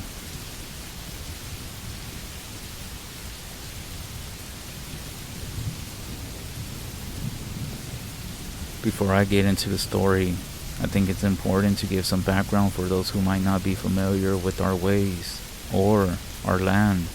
I am Oglala Lakota, and if you know anything about our people, you'll understand that our connection to the land is special. Everything around us, every rock, animal, and tree has a spirit, and some places are more sacred than others. Places like the Red Shirt Table, where the story takes place. Well, you see, the Red Shirt Table is part of the Makoshicha, or you might be more familiar with the name, the Badlands. And if you've ever been out here, you'll know that it feels like you're in some other place. It's rugged, yet beautiful all at once. Hopefully that makes sense. The area has always been known for strange occurrences, paranormal sightings, ghost stories, deer people, you name it. Some people even think it's just stories, but those of us who grew up hearing our ancestors tell us, know better. These places have seen generations of history, ceremonies, battles, and spirits. It's even said that the land remembers everything. We the Lakota pass our stories down to each other. Our language, our songs, and our prayers are sacred. And when you listen to the old ways, like the songs of our ancestors, it's not just a history. These stories always have a lesson, warnings, and connections to the other side. I'm not trying to scare you. If anything, I'm simply trying to inform you. When you're out in a place like Red Shirt Table, you'll understand why these places have such a hold on us. My name is Bill, and I live on the Pine Ridge Reservation. If you're from the Pine Ridge Res in South Dakota, you're most likely familiar with the name or been to the area known as Red Shirt Table. The colors are striking as the sun sets in the evening in the west. There's a lot of deer and other wildlife here, so it's a great place to visit and to get away from things when you feel the need to do that. As I mentioned before, it's also known for the strange things that happen as you drive through the area. Lots of reports of deer people, ghosts, spirits, and other sorts of strange things that happen. A few years ago, my friend Terry and I decided to camp out on the west end of Red Shirt. From there, you can see the Black Hills and there's an awesome view of the prairie down below the table as the sun sets. It even made it into a movie, but under a different name. If you've seen the movie called Thunderheart, Val Kilmer and Graham Greene refer to it as the Red Deer Table. In the movie, they allude to the fact that it was a mystical place. So we set up our tent, started a fire, started cooking our supper while we were waiting for the coffee to get done. Nothing like coffee over an open campfire, but I'm getting off track here. We watched the sunset and spent the evening talking about lots of things, watching the stars in the sky. I think it was around midnight when we finally decided to go to bed. We went to sleep, and then it started around 3 in the morning. We both woke up at the same time. I heard something moving outside the tent, and then Terry opened the tent flap and looked down. We couldn't see anything. Even though it was a bright night, it didn't feel right, even though we agreed to bring our guns along in case we saw some deer. Out of the two of us, I was the only one that brought a gun. I got out of the tent and went to his pickup. I opened up the toolbox in the pickup bed and got my gun. We both looked around. We couldn't see anything, so we went back to the tent. We barely closed the tent flap when we heard movement outside the tent again. We both looked at each other and just listened. There was something outside, and we could hear it moving around the tent. It moved towards his truck, and we both heard it try to open the doors. Terry yelled out while he was in the tent that whoever it was better show themselves. We turned on our flashlights and came out of the tent. I had my gun locked and loaded. Then as we came out, there was nothing. We shined our flashlights around his truck, and we couldn't see anything on the open prairie, where we had set up camp at the west edge of the table. We went back to the tent and just sat there listening and talking quietly about what it could be. As we were talking, that's when we became aware of a whooshing sound. It was kind of low at first, and then it got loud. The sound was coming from his truck, and we could hear the sound of footsteps again trying to open the door to his truck. We both jumped out of the tent without saying anything, hoping to catch who it was that was messing with us. As we came out, the sound stopped again, but this time, the inside cab light was on, and this only comes on when the door is open. Terry ran to the passenger side of the truck, as that is where the sounds were coming from when we were in the tent. Something had opened his truck door enough for the cab light to come on. We both checked it out, and we both started yelling out that whoever it was better show themselves. That's when I fired a round off into the air, but no one showed themselves. We stood outside the tent for a good 20 minutes just looking around, trying to see where someone could hide out in the open like they were doing. We both decided to go back into the tent to see if whoever it was would come out again. However, the whooshing noise started again, but we waited. It was getting loud when Terry opened the tent flap real quick, and when he did, the noise stopped, but we could hear something by his truck. He shined his flashlight towards his truck. The twin antennas for his CB radio were moving by themselves like windshield wipers that were possessed or something. The passenger side was moving in opposite direction of the one on the driver's side. They were moving really fast. They were spring-loaded, so it takes a lot of effort to get them to move. Even going down the road at 65 miles an hour, they would barely move. He went to the driver's side. I went to the passenger side. We stood there staring at the antennas moving by themselves. It was super creepy, but I swear, they were moving on their own. And that's when we heard it. There was something at the west end of the table. Terry followed me as I took the lead. I had my gun ready for whatever it was that was making noise. As we reached the edge of the table, I looked over the edge, and that's when I heard it. Some drumming, down below in the dark, and someone was singing in Lakota below us. It wasn't the one that we hear today. It was the Lakota language that my grandma and grandpa spoke when I was a kid. Even then, there was a lot of words that I didn't understand, and in the dim starlight, I swear, we could see some sort of teepees that seemed to shimmer, fade in and out of focus. We both heard it, and we just looked at each other. That's when we made our way to the tent. We went to sleep to the sound of singing and drumming. As soon as the sun rose at 5:30 a.m., we packed up and left. Terry and I didn't speak much about what happened. You don't talk about these things. We both knew that we weren't meant to be here any longer. Whatever we had experienced, whether it was meant for us or not, was something we didn't need to be involved in. Whether the spirits had finished whatever ceremony they were holding, we knew it was time for us to leave. The land has its way of reminding you that it remembers. Red Shirt Table is full of memories, with spirits, and with history. You can't explain it, but you can feel it. I still think about that night every now and then, especially when I drive through that area. There's something comforting about it, in a strange way, knowing that the old songs are still being sung, and that the land is still alive. It's a reminder that we're not alone out here. Not really. Land is everywhere, watching, and every now and then, if you're quiet, you might just hear it speak. The old languages that were spoken get lost through generations. A reminder that you should preserve your way of life. We both talk about going back to camp, but we never did.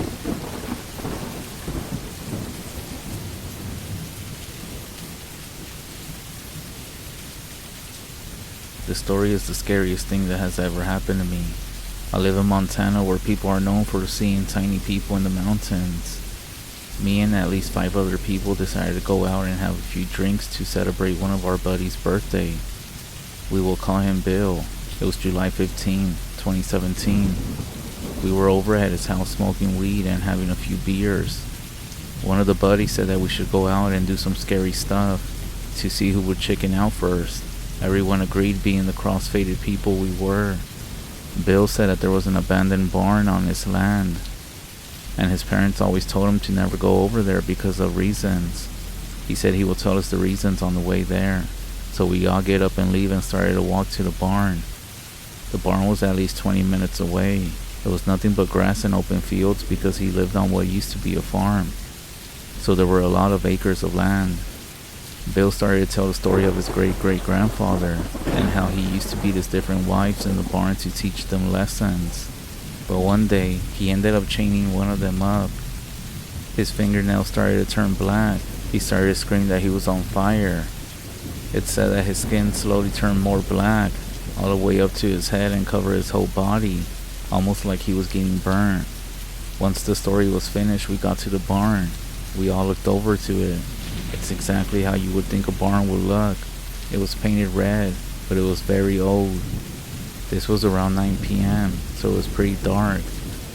Bill walked up to the door and we all followed. He opens the barn door, and it becomes loose from the barn and falls flat on the ground. If one of us stood in the way of the door, we would have been killed. We continue on through the walk into the barn. It was quiet. No bugs or rats could be heard. We walk around the place. One of our buddies pulls out a phone and shines the light so we could see. He shines it at the horse entrance of the farm, the door at the back.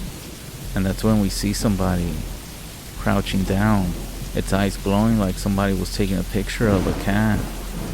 However, its back was arched up. It crawled on two legs, and its two long arms. The arms had huge claws on them, almost like a wolf, but without the fur, as it was just staring at us. Everything happened so quickly, but that's when we all started running. As we exit the barn, passing the door that had fallen, we kept running and running, and that's when we heard a loud cracking sound. I looked back, and you could see this thing cracking its neck from side to side.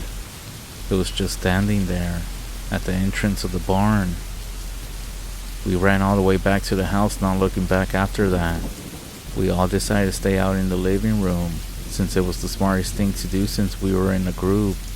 One of our friends said he couldn't sleep on the floor, and he was begging Bill to let him use his room to go to sleep. Bill did actually let him sleep in the room, and we all fell asleep about an hour later. We ended up waking up around 3:30 a.m. to hear an old man screaming from Bill's room. We know it wasn't his father, since he was out of town, nor was it our friend. So we all tried to get back into the room, but it was locked. Bill then told everyone to back up, and he kicked the door down and went into the room to see our friend curled up in the corner, covering his face with his knees. We all walk over to him and try to convince him that it's okay, that it's just us, but he pushed us away, and he said, "Leave me alone." We left the room not knowing what happened, and as we go downstairs, the front door slams open, and we see something heavy, crawling really fast, out into the field. We run outside with a flashlight, and we see that it's the same thing that we saw back at the barn. It started running and jumping almost like a lion does, but more air in between the run. Let me just say that we didn't even sleep that night. Our friend still doesn't want to talk about what he saw that night upstairs in the room. Whenever he does try to say something about that situation, he starts to throw up and become scared. I soon started talking about this story when I went camping with friends a few months after, and they said I encountered most likely a flesh gate.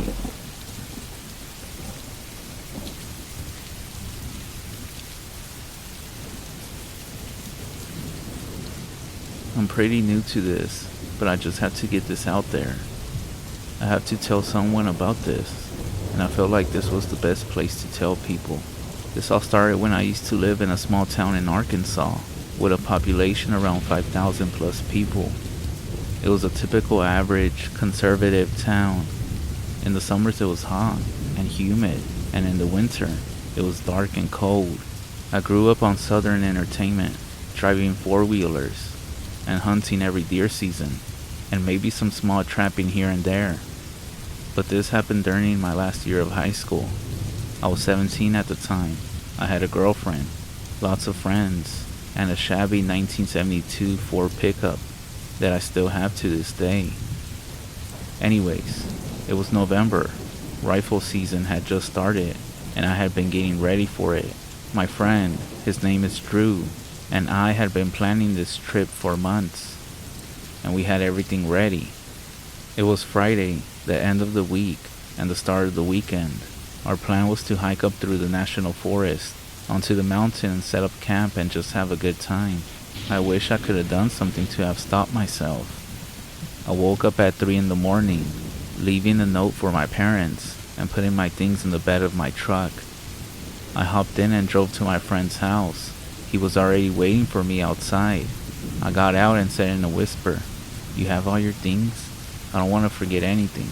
"Yeah, I checked again before you got here," he said.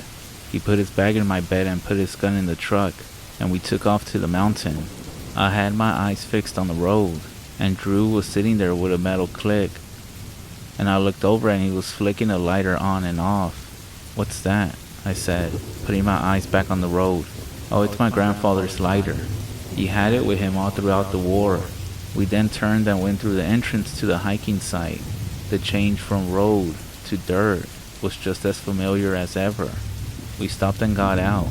We put on our bags and headed up the mountain trails. It was around 7 and we could see where we were going because the sun was coming over the trees. The birds were chirping and I could see the squirrels running through the trees chattering. 3 hours of hiking later, we came up the campsite that we followed with our map. When we got there, we quickly set up our tarps, and we were quick to find firewood and to start a fire. I told my friend that I would get us some lunch, and I headed off with my rifle to go get something to eat. I walked for at least half a mile south, and found myself breaking the tree line. I decided I would sit and watch for a bit. I sat underneath a large oak tree, and looked for any movement. The sun was rising slowly. I was sitting there, when all the birds stopped for a moment. The silence was deafening. The sharp ringing in my ear was eerie. I scanned slowly with my eyes only, staying as still as possible. That's when I saw movement across the field. It was hard to make out. I slowly raised my rifle and looked down the hill. A deer had poked its head out of the tree line. I only saw its head and neck from where I was at. I knew it was risky to take a shot, but I also knew I wouldn't have another chance to bag another deer. Regardless, it was a doe anyhow. That's when I noticed something. The deer's head was higher off the ground than most deer should be. I felt like it was watching me. It slowly turned to the left. I could only see its neck and shoulders, and I could hear leaves crunching as it moved deep into the dark forest. A little nervous, I decided to head back to camp. I followed the mental landmarks that I saw the first time. A tree that had fell over, dried up creek bed, and I could see the tarps in the distance through the trees. When I got back to the campsite, we decided it was time to catch up on some sleep. I crawled into my tent and got in my sleeping bag and fell asleep. We got up early that morning. It was still as eerie as it was the day before. It just felt so weird, different. No animals in the area, just silence. It was strange. The air felt heavy. There were no birds anywhere, no deer, rabbits, or anything. Not even any crows crying out. We were getting hungry, and when the sun set, we nestled down waiting for some game to come around. It soon grew dark again, and we decided to come together and to make some beans that I had packed just in case we didn't catch anything. As we were getting everything ready, my friend Drew got up from his seat and said, "I'll be right back. I gotta take a piss." I sat there drinking my water, watching the fire dance. And after some time I noticed that Drew had been gone for a while. That's when I started to get concerned, and I heard leaves crunching, and I jumped and looked towards where the sound came from, and it was Drew. However, his face was pale. "Dude, come over here," he said. What's over there? Just come over here and look, Drew said as I got up to follow him into the darkness of the forest.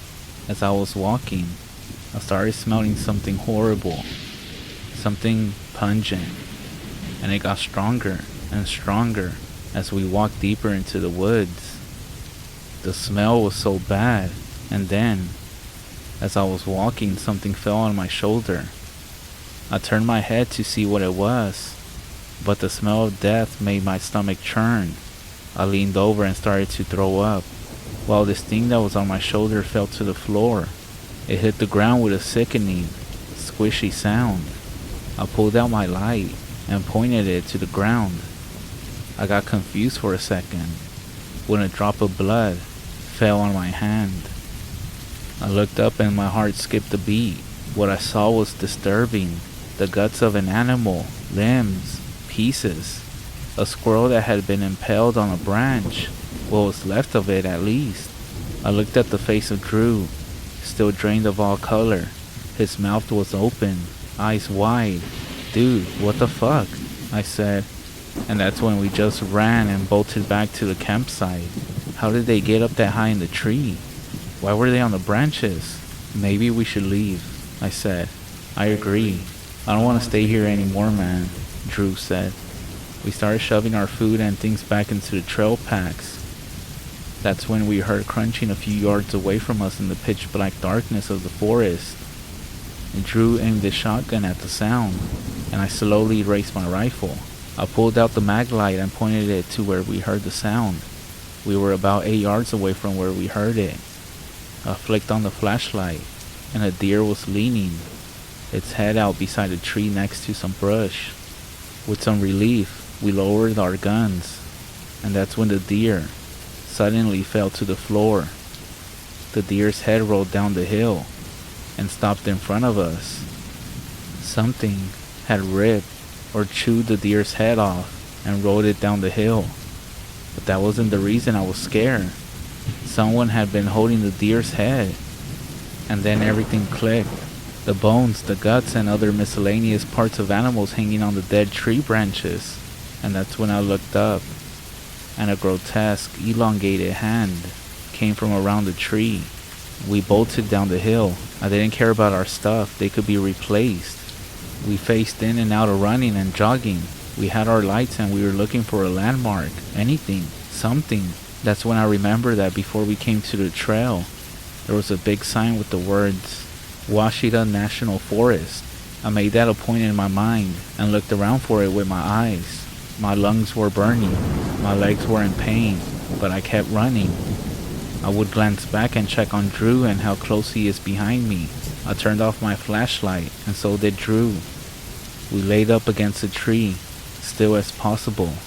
I could see the breath of Drew, frozen in the moonlight. My eyes finally adjusted to the dark, and I looked over at Drew and turned on my light. An arm long and bony, covered in blood, it sank its nails into the shoulder of Drew. Immediately, blood started spewing out. He started screaming in pain, and he was lifted up, screaming louder and more painfully.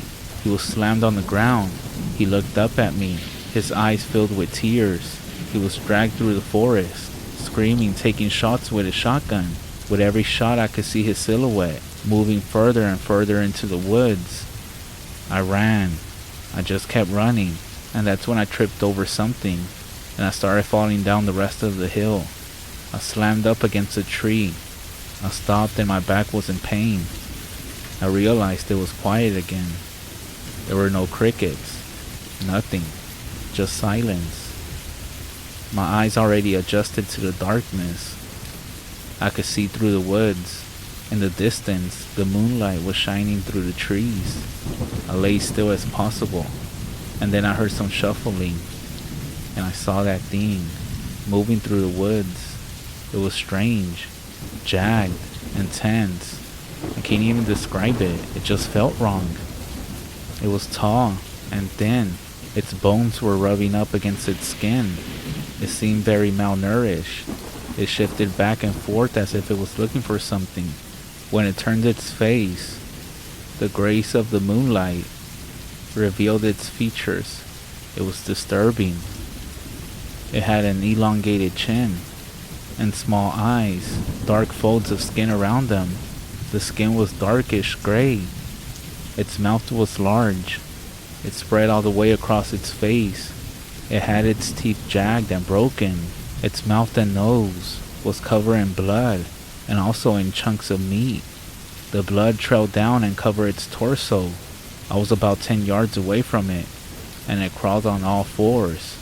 It started to come towards me, closer and closer. I could smell it. It smelled like roadkill. That's when I threw up in my mouth and held my breath. My hope at this point was that my death would come quickly. I still had some hope that I would make it out alive. But suddenly, this thing started speaking. James, James, James. In the most ungodly voice I ever fucking heard. The part that made my hope disappear was when it started saying my name in my friend's voice. James, James, James. It wasn't just like his. It had two tones, one deep, and the other, my friend's voice.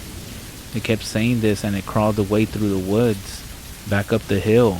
I stayed there for I don't know how long. I cried silently, and for some reason, I started moving my hand around, and I found something. It was cold and rectangular. I looked closer. It was the lighter that belonged to Drew, and my flashlight had broken on my fall. I stood up slowly and grabbed my bag. I turned and slung it into the woods and ran towards the parking lot. It started screaming my name, but this time, it sounded demonic. This time it was no longer my friend's voice. I kept running and I didn't recognize anything. I flicked the lighter of Drew and scanned the area. My hand ended up hitting something. It was a sign, and with the lighter I read, National Forest. I looked back and heard that same screech, and I ran through the tree line. At a distance I saw my truck. I ran as much as I could, and when I got there I flung the door open and jumped into my truck and started it.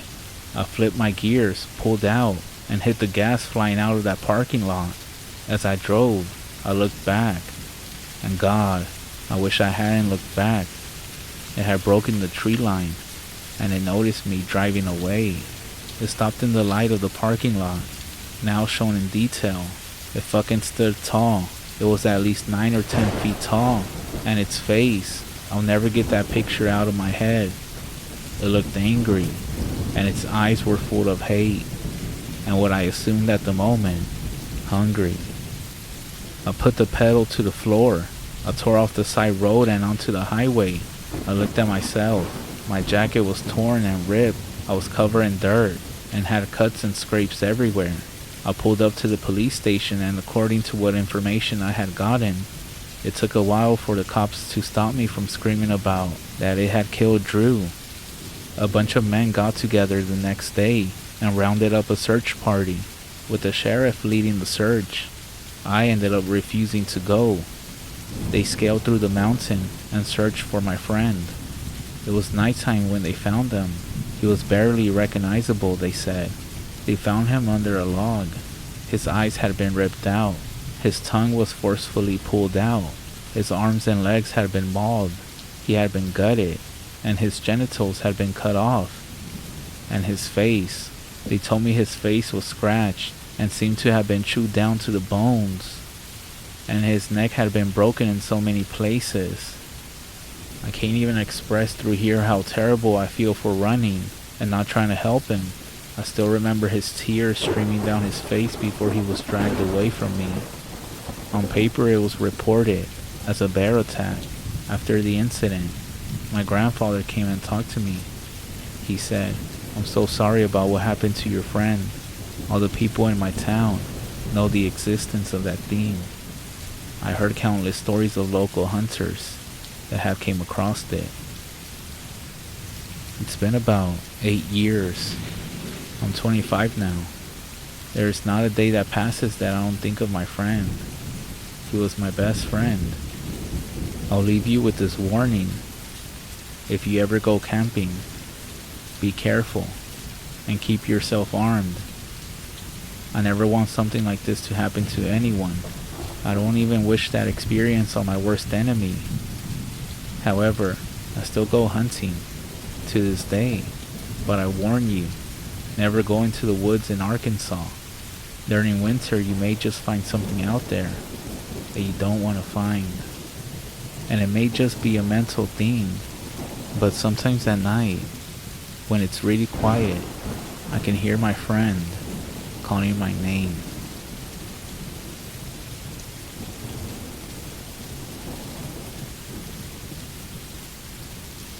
I have a lot to say, so I'll keep the introduction short. Have you ever heard of Congaree National Park? It's a beautiful REZ, bordered by a large body of water in the south side of South Carolina. To celebrate completing the senior year of our high school, some friends from school and I decided to go on a camping trip. I wasn't the one who organized it, and I ended up showing up late. When I arrived at the park, I had to wait at one end of a trail until my buddy Harry came and got me. After about an hour of trekking through the woods, we arrived at the campsite. It was a lot cooler than I expected. We were sitting right next to a stream, and we had 4 large tents between us. There were exactly 14 people there, more than I expected. There were my 2 close friends, Harry and Tom, and a few I knew from school. There were also 3 people I didn't know. They were cousins or something like that to the others, so I was fine with it. Anyways, that night we're all camping out, roasting hot dogs over the big fire we got going, when some dude comes stumbling through the bushes. Harry gets up and hugs the guy. "Hey, I'm glad you made it." Apparently he was camping with his family who had their RV back on the paved road, and he decided to come up and spend the night with us. We were fine with it because he brought us all some more food and some drinks. He introduced himself as Jeremiah. That's when he starts asking about our friend. He said on his way up he saw some girl off the trail a few feet in the woods, just sort of standing there. Immediately, we knew something was up, because there was only 3 girls with us, and the rest were guys. None of them were gone at any point. So he continued telling his story about the girl. He went up to her and asked if she was part of our group. He then asked if she was sort of slow or something, because she just stared at him, slack-jawed, with a glazed-over look in her eyes. He tried asking her a few more questions, but she never answered, so he just decided, screw it, and continued hiking up the trail. All the while she followed him, only no matter how slow he walked, she was always a little bit behind. He even tried getting her in front of him, but no matter what, she would always fall behind him. Eventually she disappeared, and he figured she just took a different way up to our camp. Anyways, we were like, no, there's no girl with a slack jaw look up here, man. We were all sort of weirded out. He said she must have been from some other camp, and this made us all relax a little bit. The night wore on slowly because it was midsummer, you know, nice and humid.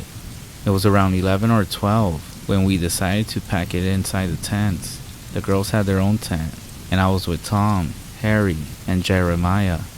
The rest of the dudes split off into different groups I can't exactly remember. So we're just chilling, goofing around when this sudden smell hits us. It's real nasty.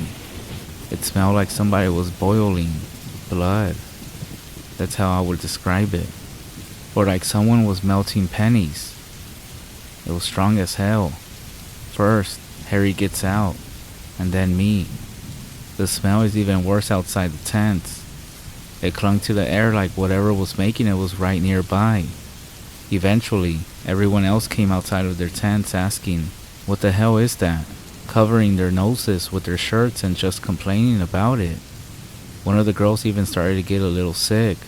By now, it's almost pitch black, aside from our flashlights, and we're just like looking around the camp, trying to see if a deer died or something. The next thing we know is that the smell just suddenly disappears. You know how a smell fades away or gets less? It wasn't like that. The smell was just gone. It was there 1 minute, and then missing the next.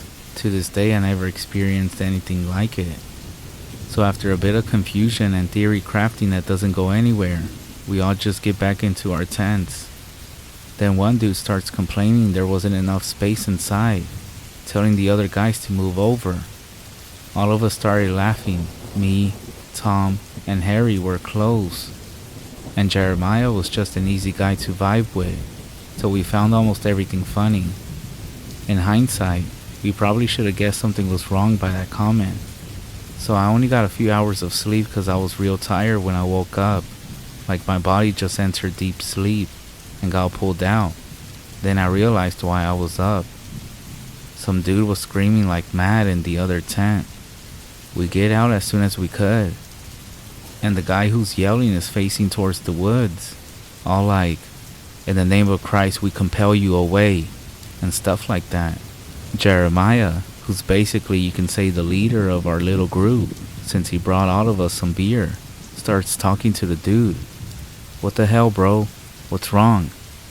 He turns around, and there are tears streaming down his face. "This guy whispered devil words into my ear. He's cursed. He's cursed." He's an emotional wreck. We sort of look at each other and Harry's like, "What do you mean? Devil words?" He said that he was sleeping and he awoke to one of the other dudes in the tent whispering words into his ear. He said it wasn't normal language, but just a bunch of sounds that didn't fit together. Then he shoved him and the dude bolted out of the tent, taking off into the woods. At this point, everyone except for one of the girls was out of the tent listening to his story. We were all creeped out. That's when we noticed that the hot blood smell from before was back.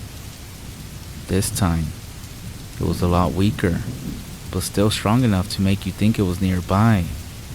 So we're trying to piece this all together as the dude who told our story is calming down.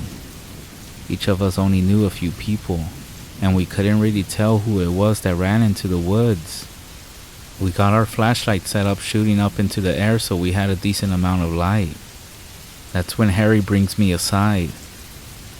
"Bro," he says, "there's 15 of us." At first I nod, before realization kicked in. Our group had 14 people. Then Jeremiah came, so we had 15. If someone ran into the woods, there should only be 14 of us. Real quiet, we asked the guy if any of the dudes here was the one that said the weird stuff. Right away he's like, "No, definitely not." And so me and Harry kind of freak out. So we decide to tell the group. They're all confused at first. Then Jeremiah stands up. "So you're trying to say when we got into the tents, there was another person with us?" Me and Harry both just sort of nod. That's when one of the girls starts crying. She starts going off about how it was the goat man and we were trespassing into his woods. She starts telling us that she went to school with some First Nation kids who told her about the goat man. He gets into groups of people to mess with them. She starts bawling her eyes out, so the other girls go to comfort her. I'm just hoping she'll shut up about the damn goat man. One of the other guys starts saying that we should just book it out of here, and Harry's like, "No way, not while the sun's still down." Eventually, we agreed to go first thing in the morning, and everyone packed it back into their tents. That night was really weird. Every couple of minutes you would hear this noise from the woods, like a laugh, only it was inverted. It was a really hard to describe sound. Anyways, we made it to the dawn, so we started to get packed up like we promised. Then, of course, one of the kids started being like, "You're not actually serious, right? He thinks we're just playing a joke." Then he starts saying that he wants to stay, and a few other guys are like, "Yeah, me too." So me and my boys were kind of split on what to do. The idea of the goat man, or whatever it was still there in our minds. All of the girls and the dudes that were in the tent, with the one that the goat man had spoken to, decided to go. So there was only the 4 guys and the guys in my tent. Ultimately, we decided we either go or stay as a group, and since it was Tom's friend, we decided to stay another night. We weren't crazy. We didn't want to run into that thing again. So we moved campsites. We trekked back down to where Jeremiah's family was. Real nice folks. We set up our tents about 20 meters away from the RV. We figured whatever it was wouldn't try to mess with us down here, close to other people. With his family in earshot, we began to relax. Just sort of chilling out, drinking, throwing darts, stuff like that. We didn't intend to let the bad night ruin this trip for us, and we were able to forget about it, for the most part. We noticed the smell was back. Very slight, but it was definitely the same copper and blood smell from before. It hung around all through sunset. One of Jeremiah's parents came over to our camp asking if we were cooking blood, 'cause they could smell it too. Eventually, it came time to go to bed. I'm not kidding. As soon as I finished sipping up our tent, the smell just got like 40 times stronger. It was like being hit with a blood-based stink bomb. It was just so rancid. We all climbed out. That's when we saw the damn thing, weaving between the trees outside of the camp. There was just enough light in the sky to make out its figure. It was probably 7 or 8 feet tall. It was so quick, I could barely get a good look and couldn't make out any features. I might have thought it was a person if it wasn't moving so inhumanly fast. We all freaked the fuck out and booked it back towards Jeremiah's RV. We pounded on the door, scared out of our minds as the thing jittered and crashed through trees outside of the camp. Jeremiah's dad opened the RV, looking real pissed as we were all flooded into it.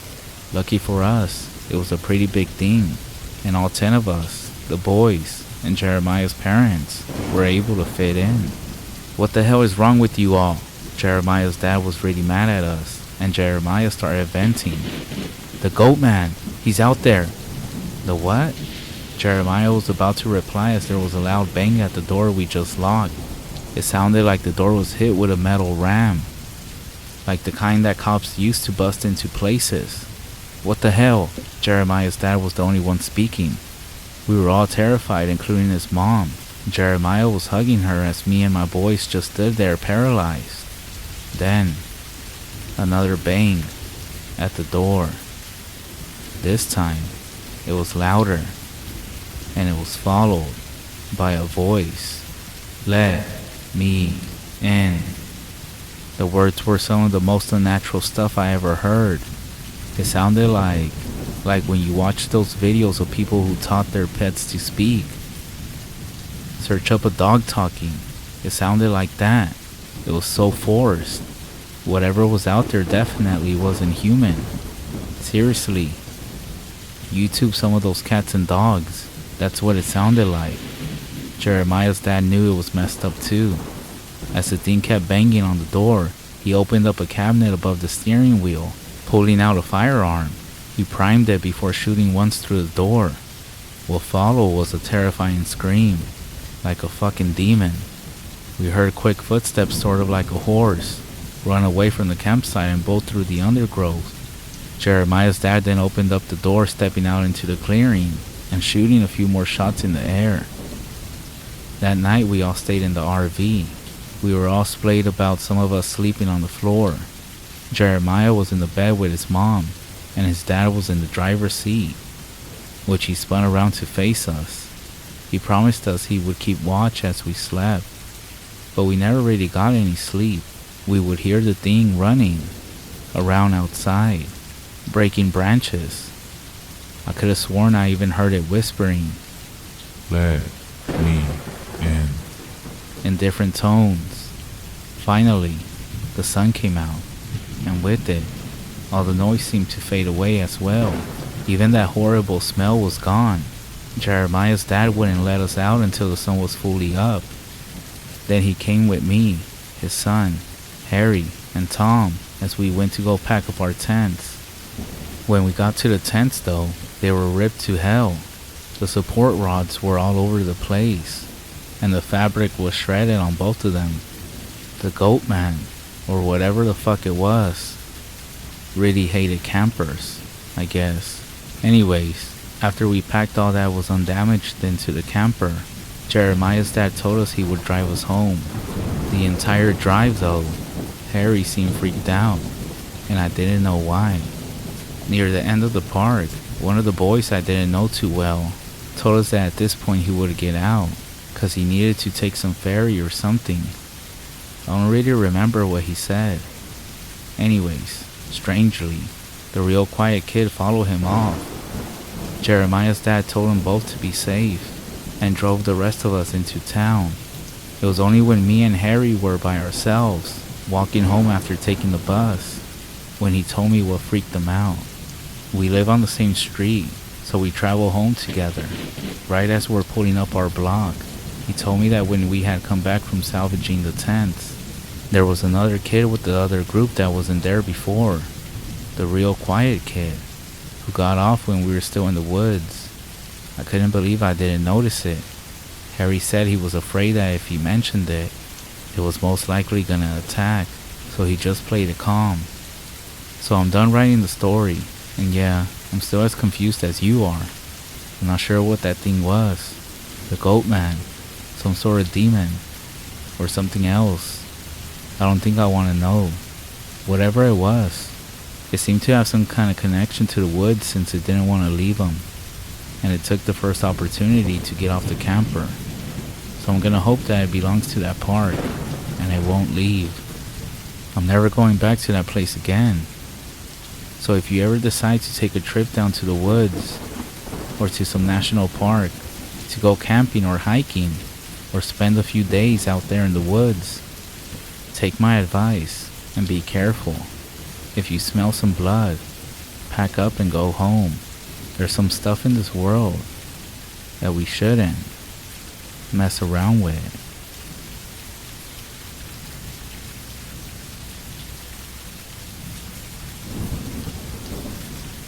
Jacob cursed as he pushed through the thick underbrush, trying to make his way to the tree stand he had built earlier in the summer.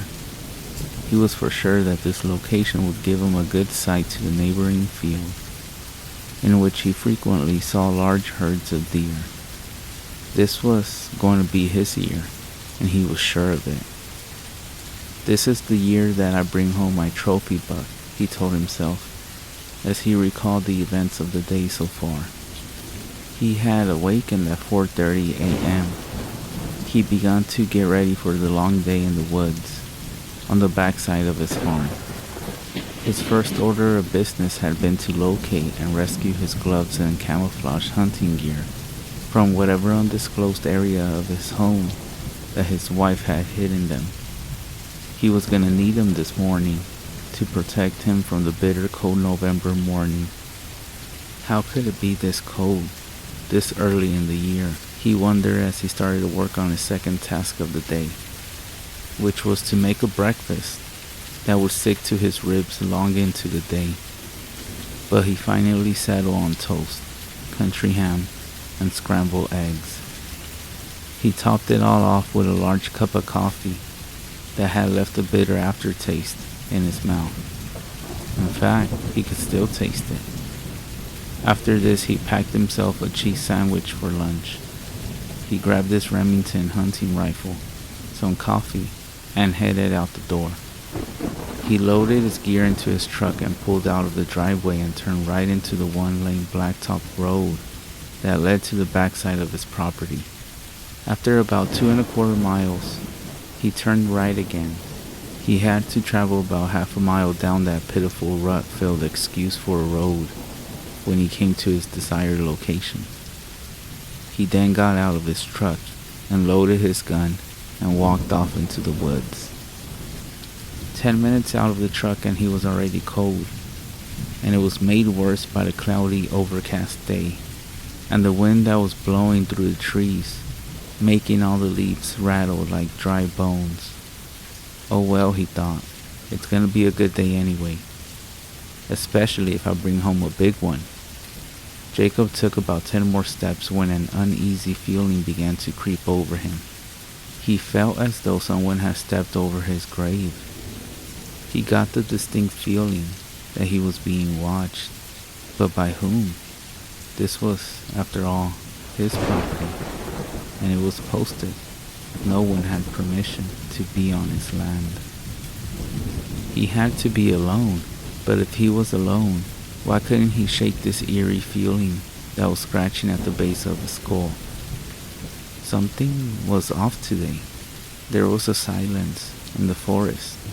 No birds, no insects, only the sound of the wind in the trees. Convincing himself that it was nothing more than a case of nerves, he continued to press on until he came to a clearing not too far from his tree stand. Stepping into the clearing, Jacob saw the remains of what appeared to be a large deer, but he wasn't quite able to make out what he was seeing from this distance because the sun wasn't completely up yet and the forest was still covered in shadows. Jacob then walked closer to get a better look and found that he had been correct. It was a deer, a large 8-point buck in fact. Looking at the remains, he felt a sense of dread come over him and icy fingers dance along his spine.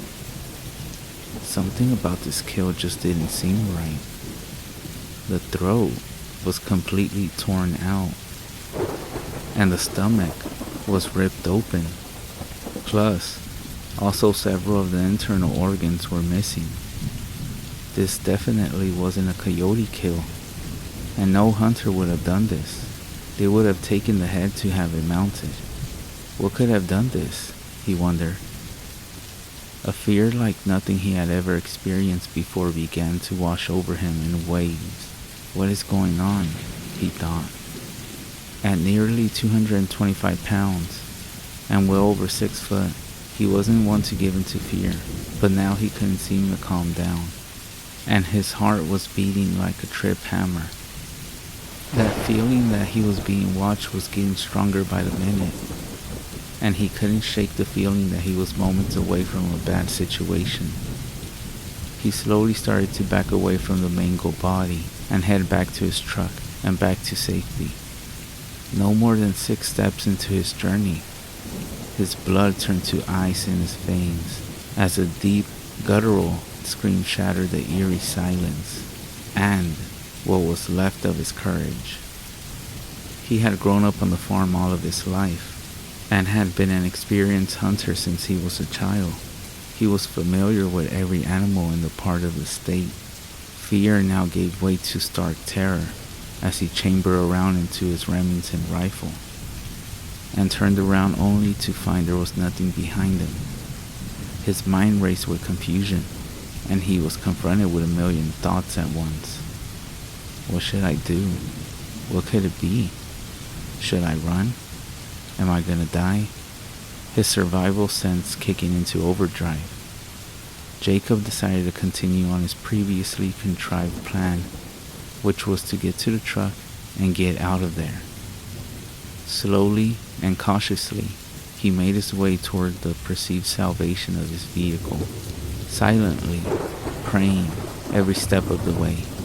With 300 yards separating him from his only avenue of escape, Jacob began to hear heavy footfalls off to his left. He could hear the crunching of withered leaves, sticks, and debris that littered the forest floor. Summoning every ounce of courage that remained within him, he forced himself to look in the direction of the noise. And that is when he saw the dark silhouette that followed him through the forest. Quickening his pace, he redoubled his efforts to reach the truck and get to a phone and call the sheriff, the game warden, or anyone that would listen. He couldn't tell what it was that was stalking him, but he could clearly see that it towered more than 7 feet and was incredibly massive.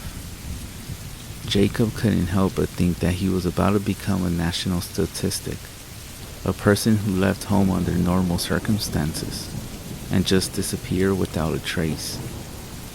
How many people, he wondered, go into the woods and just vanish, and the authorities just assume that they have become lost, injured, or been the victims of animal attacks, with their bodies never recovered. Please God, don't let that happen to me, he told himself as he drew closer and closer to his truck. 75 yards became 50, and 50 became 30. and 30 became 10. And like a miracle, he was back and opening his door. Throwing his rifle inside, he pulled himself up into the cab and started the engine and hit the gas. But the truck went nowhere. He had parked in a puddle of mud, and now the tires simply spun in place. Not now, he thought. I can't be stuck. Allowing himself a moment to think, Jacob remembered, this truck is a 4-wheel drive. There is no way I can be stuck, and was ready to punch the gas and leave this nightmare behind. Unfortunately for Jacob, some nightmares are not so easily left behind, and there is nothing worse than a nightmare you can't wake up from. And Jacob was about to learn that the hard way. Hearing something to his right, he turned and immediately wished that he had not. It took him maybe half a second to turn his head, but he would have given anything in the world to have that half second back, because it was the last moment that his world would ever see normal again. In that split second, his world changed. It was no longer a place where the world was light and safe, where he was just a husband and a dad and a guy that liked to go hunting and watch football on the weekends. That reality had evaporated away, and all that was left was a world where monsters existed and things really do go bump in the night. And now, an ambassador from that nightmare realm was standing just outside his passenger door, a visible reminder that his world had been turned upside down. Jacob screamed as he stared transfixed on this escapee from a horror movie. In his most terrifying, fevered dream, he couldn't have imagined that such a thing could exist. It was hideously ugly, easily standing 8 feet tall, with a thick, muscular body. There was just something about that face that was just wrong, almost like a mixture of a man and an animal experiment that had gone horribly wrong. It was the most terrifying thing he had ever seen. It was completely covered with thick, shaggy black hair that was matted in areas with God only knows what, and it walked on 2 legs, not on 4 legs, like you would expect from some kind of animal. What was this thing that had shattered his perception of reality? Was it a demon?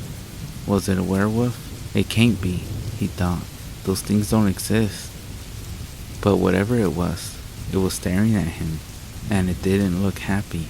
The menacing juggernaut threw its enormous head back and let out a blood-curdling scream that resonated throughout the surrounding area and seemed to vibrate him to his very core.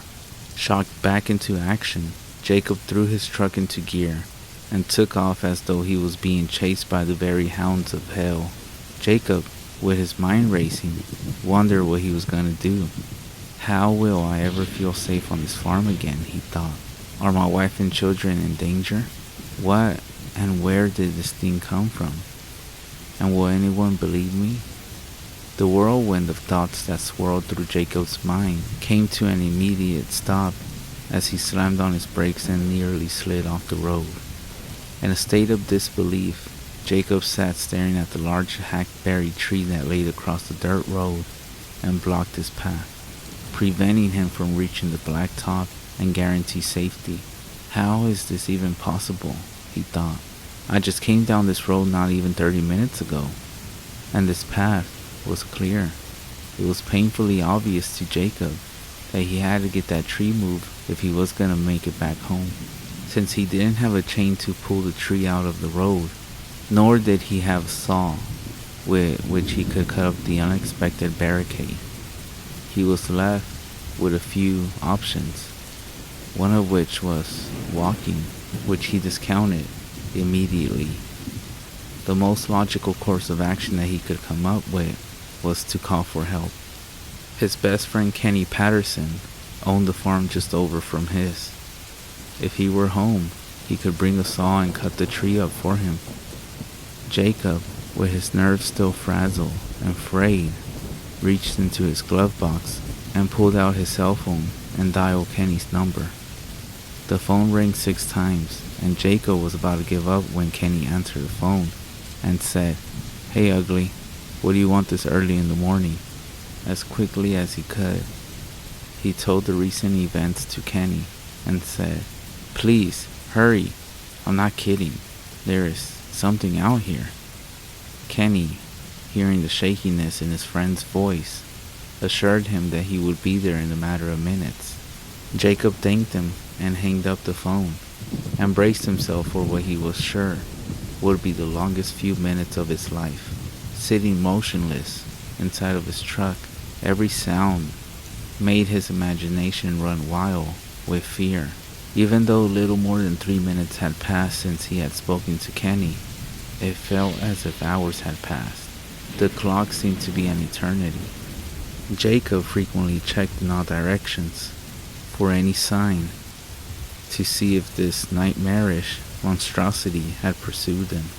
In every shadow that the forest and on this cloudy day produced, he thought he saw the shape of the black beast that had followed him out of the woods, and he was afraid that he would lose himself long before Kenny arrived to clear the tree out of his path.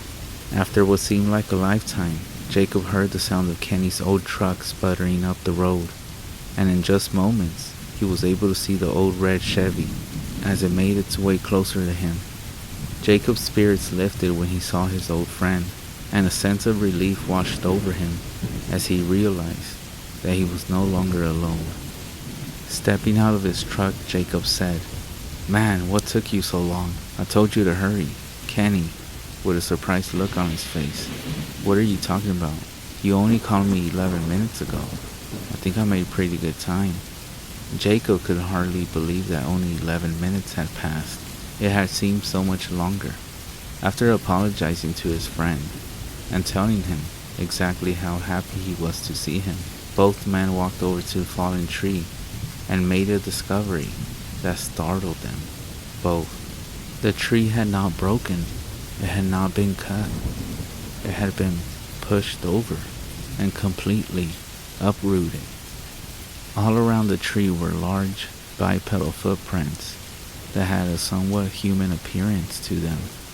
But if they were human, the owner would require a size 28 shoe. Jacob and Kenny looked at each other, and then without a word, went to work on the tree. Kenny took a chainsaw from the bed of his truck and began to cut up the fallen blockade. Meanwhile, Jacob pulled the logs and debris from the road. Mission accomplished. Kenny put away his saw, and he and Jacob were about to get in their vehicles and leave. But before they could even open their doors, an ear-splitting scream erupted from the woods behind them. Jacob walked over to Kenny and whispered, "That's what I was telling you about. I don't know what that thing is, man, but it looks like some kind of monster, and I think we need to get out of here now." Kenny looked as though the blood had drained completely out of his face, became very pale as he said to Jacob, "Jacob, man, I never mentioned this to anyone before now, but over the last few months, that thing has been killing off a few of my cows. Their throats are usually torn out, and the bodies are mangled and broken. I didn't want anyone to accuse me of being crazy and making stuff up, so I never said anything about it. But that's the reason I rushed over here when you called. I actually heard that sound a few times off in the distance at night, but never this close. So I think you are right, old buddy. It's time to go." Cautiously and with a sense of urgency, Jacob and Kenny climbed into their vehicles and made their way back into the blacktop. Both vehicles then began the 2.5-mile trek that led back to Jacob's house so they could decide what course of action should be taken. Jacob could feel the temperature drop as snow began to gently fall. He then reached over and turned his wipers on as snow began to pelt the windshield harder. As he passed his neighbor, William Springer's farm, he noticed a herd of deer grazing in the field that bordered his own property. Having put a distance between himself and the nightmare he had just encountered, Jacob felt a renewed sense of security as his fatigued nerves began to calm down. Not willing to let this opportunity pass him by, Jacob turned on his hazard lights and pulled to the shoulder of the road and signaled Kenny to do the same. Kenny knew what Jacob was thinking as he pulled in behind him and turned his ignition off. Getting out of his truck, Kenny said, "What are you doing, man? We need to get out of here now." Jacob said, "I know, and we will. In just a minute, man. I just can't turn this down. I have to take the shot. That's a 6-point buck standing there. It's not the trophy that I wanted, but at least I won't end up going home empty-handed. And after what happened this morning, I think I deserve a little something good. Alright, just take the shot so we can go. I still don't feel right about this," Kenny said. Jacob steadied his rifle across the hood of his truck. He zeroed in on the buck and was getting ready to fire. That's when he heard Kenny make a gasping noise and whisper, "Oh my God, what is it, man? What's wrong with you? Raise your scope 3 inches, he said. Raising the scope, Jacob immediately saw what had been the cause of Kenny's alarm. Standing just outside the tree line in the edge of the field was the creature that they had left behind. Not even 5 minutes. Was this thing following them? Was it after the deer? What was it doing? Jacob watched the creature through his scope for a full 30 seconds before it even moved, and when it did, it ignored him and the deer and started to walk towards William's barn that was just about 500 yards from where the woodland demon had been standing. Jacob called out to Kenny and said, "Kenny, call William and tell him that there is something trying to get into his barn. I know he has livestock in there, and if that thing gets in it, it will kill all of them." Attempting to get rid of this monster, werewolf, wendigo, or whatever it was, Jacob fired a shot, but missed. The creature turned towards them and glared at them through red, hate-filled eyes, and then began to run towards them at full steam. Kenny, who was still on the phone with William, screamed at Jacob to get in his truck and go. Jacob did as he was told, and Kenny followed right behind him. Starting their trucks, Jacob and Kenny both raced to Jacob's house as though they were driving on the NASCAR circuit. Arriving at home, Jacob, gun in hand, ran inside to get a phone book so that they could call the game warden and the police and get some kind of animal control out there to get rid of this thing. Jacob had just stepped out of his front porch when they heard gunfire coming from over at William's place. Dropping the phone book and running back inside, Jacob grabbed his 12-gauge shotgun and some shells and handed them to Kenny, who took little time in loading it. Jacob and Kenny, now locked and loaded, walked together to their truck and got ready to mount up a rescue for their neighbor William. Simultaneously, both of them stopped in their tracks as a familiar but uneasy feeling crept over them, and Jacob's 2 German shepherds began to whimper and ran under the front porch to hide. Kenny, whose throat had gone dry as a bone, whispered to Jacob and said, "I have a really bad feeling about this." No sooner had the words escaped his lips, they heard a scream erupt from the forest off to the right, and the creature exploded from the trees in front of them. Until now, neither man had been able to fully appreciate the colossal size and scope of the beast, but standing less than 30 feet away from them, they were almost overcome by the sheer magnitude of it. Jacob had seen it up close earlier from his truck while sitting down, and had guessed the height at maybe 8 feet. But now, standing there, looking up, he could tell that this fellow was 8.5 or 9 feet tall, and would tip the scale at 800 to 1,000 pounds. It had inhuman long arms that were easily seen beneath its long shabby black hair, which covered it from head to toe. The chest was larger than a 55-gallon drum, and there was little doubt that it could have pulled the arms off an ape, and now it stood there, staring at them. Jacob and Kenny both opened fire without hesitation. The creature screamed with rage as the bullets tore into its massive body, knocking it to the ground, but not killing or seriously injuring it. Jacob and Kenny watched speechless as it crawled into the tree line, struggled to its feet, and limped away. Jacob ran back to the porch and grabbed the phone book. and called the local game warden. Nearly 2 hours later, Gene, the local warden, showed up to take their statements and told them that he had been called out to answer numerous such reports in the area, but he wasn't sure what to make of all these reports. "Guys," he said, "I don't know what to tell you. There is no animal in this area, or any area for that matter that fits your description. I'm not saying I don't believe you, I just don't know what it is." Jacob, whose face was reddened with anger, said, "Come here. Here's the blood from where we shot it, and here are the footprints." A look of complete confusion washed over Gene's face, and he asked if they would care to go with him as he tried to track it. Jacob and Kenny agreed, but they said they weren't going without a gun. Gene stated that he planned to take his gun as well. All three men loaded their guns and set out following the tracks and droplets of blood that had fallen on the leaves. They followed the trail for about a mile until arriving at a creek that was located deep in Jacob's woods, where the tracks that they were following were joined by others just like them. Some were smaller, but at least one set was larger. Deciding that the safest course of action would be to return home, they all went back to Jacob's.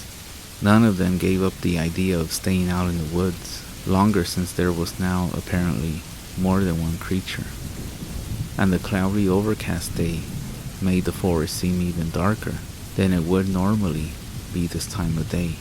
Back at Jacob's, Gene informed them that there was nothing left that he could do but file it under an unknown animal sighting, which made both Kenny and Jacob anything but happy. Jacob and Kenny spent the next couple of days trying to warn their neighbors to use caution when they were out in the forest. Most of their friends just laughed at them and said they had most likely just seen a bear or something. No one believed them except William, who had also seen it himself the same day they had.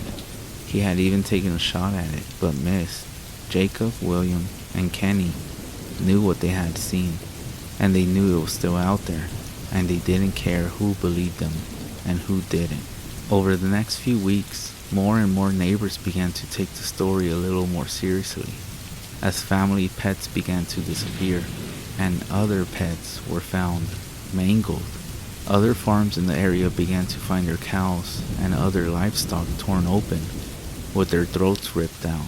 Just a week after shooting the creature in his yard, Jacob's own German Shepherd was found dead, with its throat torn out, and it was hanging across a limb in a tree in his front yard.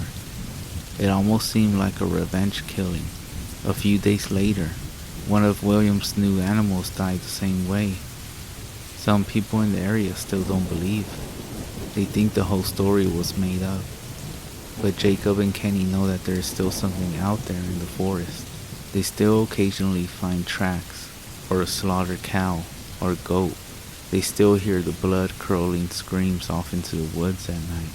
They know that there is still something out there, watching and waiting, biding its time.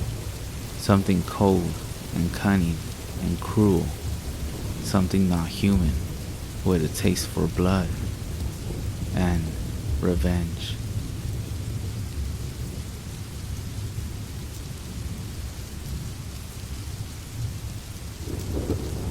I try to live my life without too many regrets.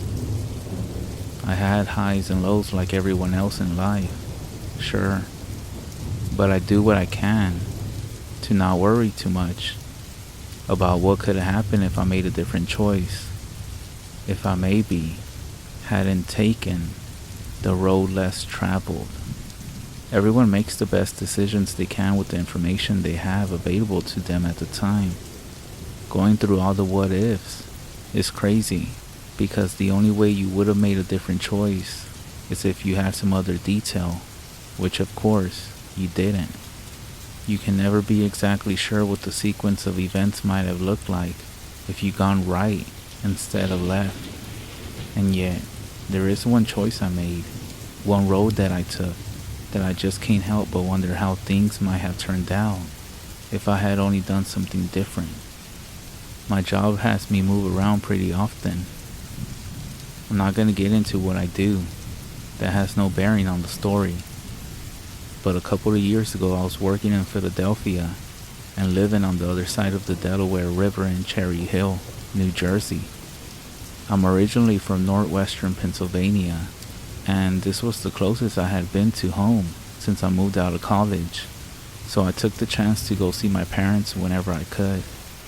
I knew I would be moving again before long, and my folks aren't getting any younger, so I try to find a weekend every month or so to make the 7-hour trip to visit them. If I had been thinking about it when I was looking for places to rent, maybe I would have tried to live on the west side of Philadelphia instead of this side in Jersey to avoid the rush hour. But by the time I realized, the lease was signed and there wasn't much I could do. The drive to my hometown was pretty boring. I would take the Ben Franklin Bridge across the river, head up I-476 for an hour or so, then a long slog across basically the entire expanse of Pennsylvania on I-80 before another hour north of I-79. The only thing about the drive was how long it would take me to get through Philly, because once I got on the 476 extension, I could predict my ETA within 5 or 10 minutes. My second summer in Jersey, I had taken 2 weeks off and planned on spending the second week back home. Things changed that first Wednesday though, because a big storm came by and knocked out power in a good part of the area where I was living. Dealing with 90-degree heat with no AC wasn't something I felt like spending the first half of my vacay doing. So after one uncomfortable sweaty night, I let my parents know that I was heading over a few days earlier. I should have left first thing in the morning, but because I had a couple of things to take care of before heading out, by the time I finally got on the road that Thursday, it was past lunchtime and getting on mid-afternoon. For whatever reason, the traffic in Philly was heavy, and by the time I finally got through town, I was a good hour behind schedule. Still, based on my timeline, I figured I'd still be able to make it early enough to grab a dinner and beer with my dad and brother before cashing in for the night. There were 2 things I hadn't taken into consideration. One was the number of other folks that, apparently, had the same idea to get out of town that I did, and that the road construction must have sprung up in the time since my last trip home. The interstate highway system is a heck of a thing. Being able to zip along at 65-70, or in some remote places like West Texas even faster than that, makes cross-country travel take a fraction of the hours it would otherwise. I can't tell you the number of times my folks always talk about the days before the interstate, when going to see friends outside of DC would take almost twice as long as it does now. What's truly remarkable to me though, is that even though the entire system of highways was built start to finish in a mere 35 years, it sure seems like when parts of it go under construction, they stay that way forever. Traffic was heavy, but moving, and I was making decent time until I saw the first orange warning signs letting me know that 4 lanes were reducing to 3, and then 2, and then 1. There were hundreds of cones stretched down the road as far as the eye could see, and see I could as the cars in front of me reached a complete and total standstill. It was one of the worst deadlocks I had ever been in. Seriously, I think I moved about a mile in about an hour. After about 3 hours, my stomach started grumbling. With an exit just ahead and no end to the traffic jam in sight, I got off and found a diner to grab some dinner.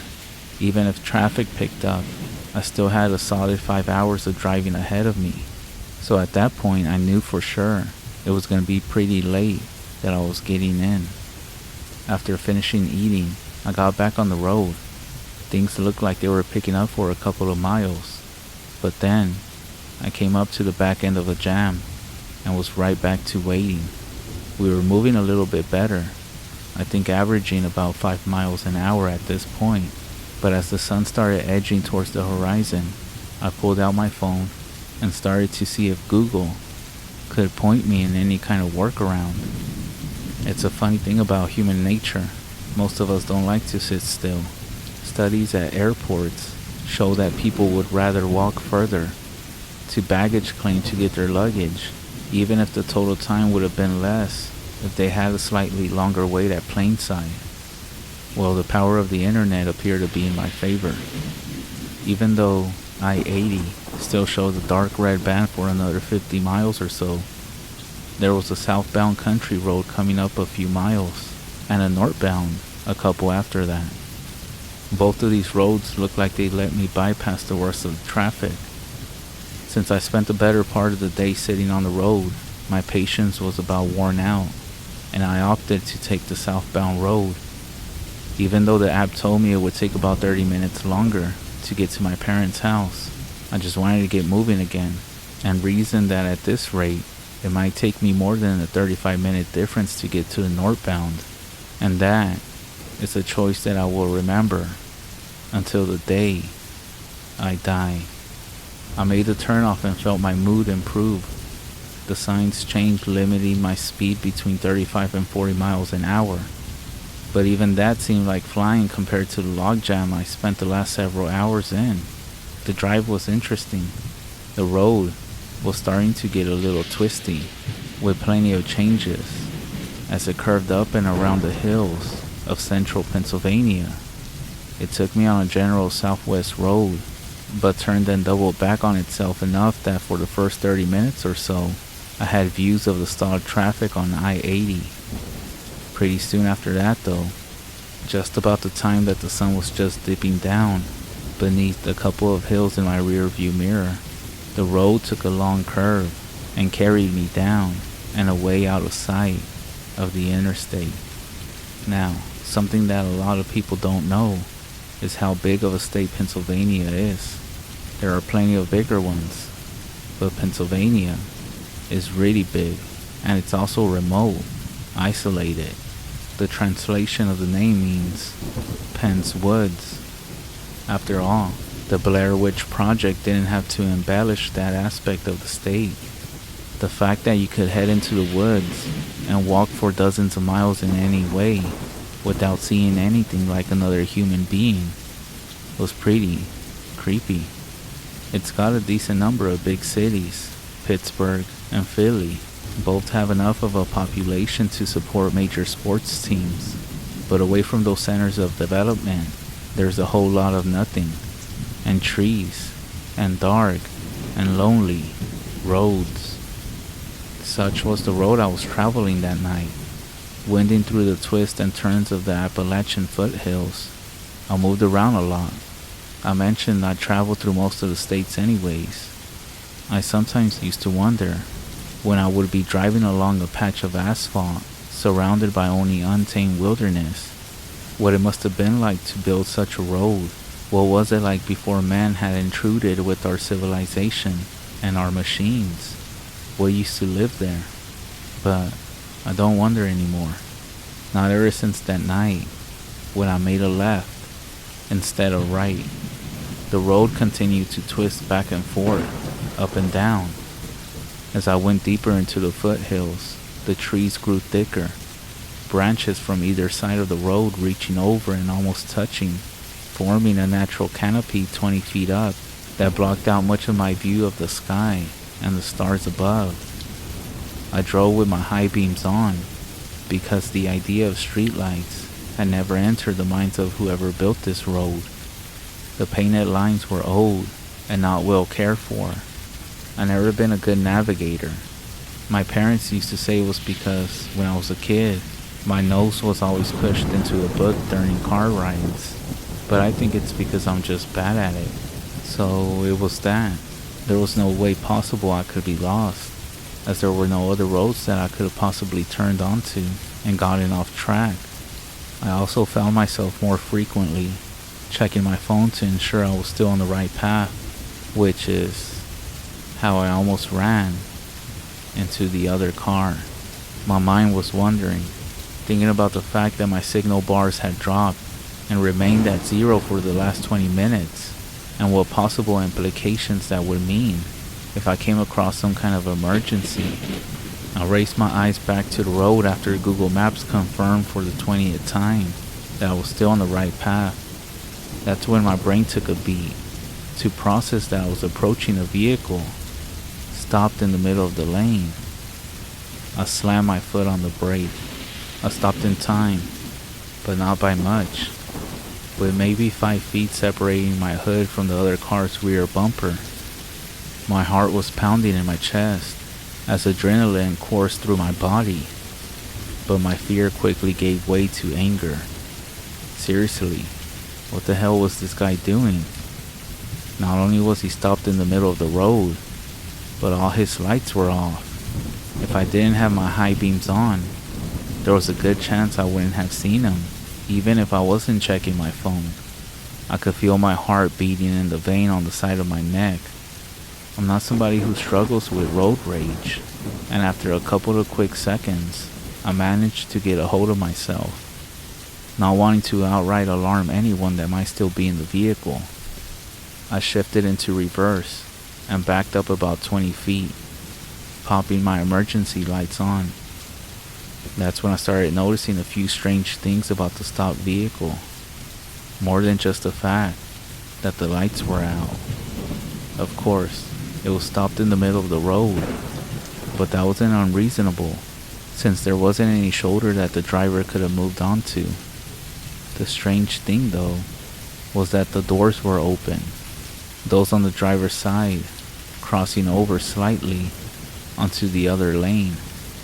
And even more was that I saw that an item was dropped out onto the road by the rear driver's side door, something that appeared to be a child's stuffed animal. I considered my options, and after a few seconds, decided that I would have to go against my better judgment to just keep on my merry way and head outside to get a better idea of what was going on. I said earlier my job doesn't have anything to do with the story, which is mostly true. But before you judge my choices, it bears mentioning that I spent some time in the military. An obligation to help people has been drilled into me over the years, and I've seen enough things while deployed to feel I could handle myself. And so I got out of my car, but kept it running. I popped the trunk to grab the flashlight I keep there and left my headlights on so I could see what I was doing. I looked up and down the road, hoping to see signs of other cars approaching, but no luck. I called up to the other car as I cautiously started my approach, circling around to the left, to the middle of the road so I'll be able to get a look inside before I got too close. Anyone there? No answer. My headlights were helping, but there were enough shadows to still hide the car's interior. Shining my flashlight, though, easily determined that no one was inside. I moved closer, stopping down by the rear door to pick up the falling object off the ground. It was a child's toy, just like I thought, a stuffed rabbit, with patches showing signs of frequent love. I frowned. If the folks traveling in the car had hitched the ride with somebody passing by, they would have taken the rabbit, or the kid would have been throwing a fit. I shut the rear door and moved up to the front. I put my hand on the hood and found it was still warm to the touch. That means it couldn't have been here too long. I slid into the driver's seat to try and figure out if there was some kind of mechanical issue that would have forced the car to stop, and was startled to find a set of keys still dangling from the ignition. Pressing the brake, I turned the key and the engine started right up. Headlights and the interior light in the roof springing to life. Fuel, oil, temperature, battery, all the gauges looked good. Not even a check engine light. Strange. Very strange. Then I saw the purse in the passenger seat. I picked it up, a normal brown shoulder bag, and briefly rummaged around before finding a wallet inside. Everything appeared to be intact. About $40 in cash, a couple credit cards, gym membership, Sam's Club card. The driver's license named the owner as Mary Walker, a pretty blonde that had just turned 30 the month before.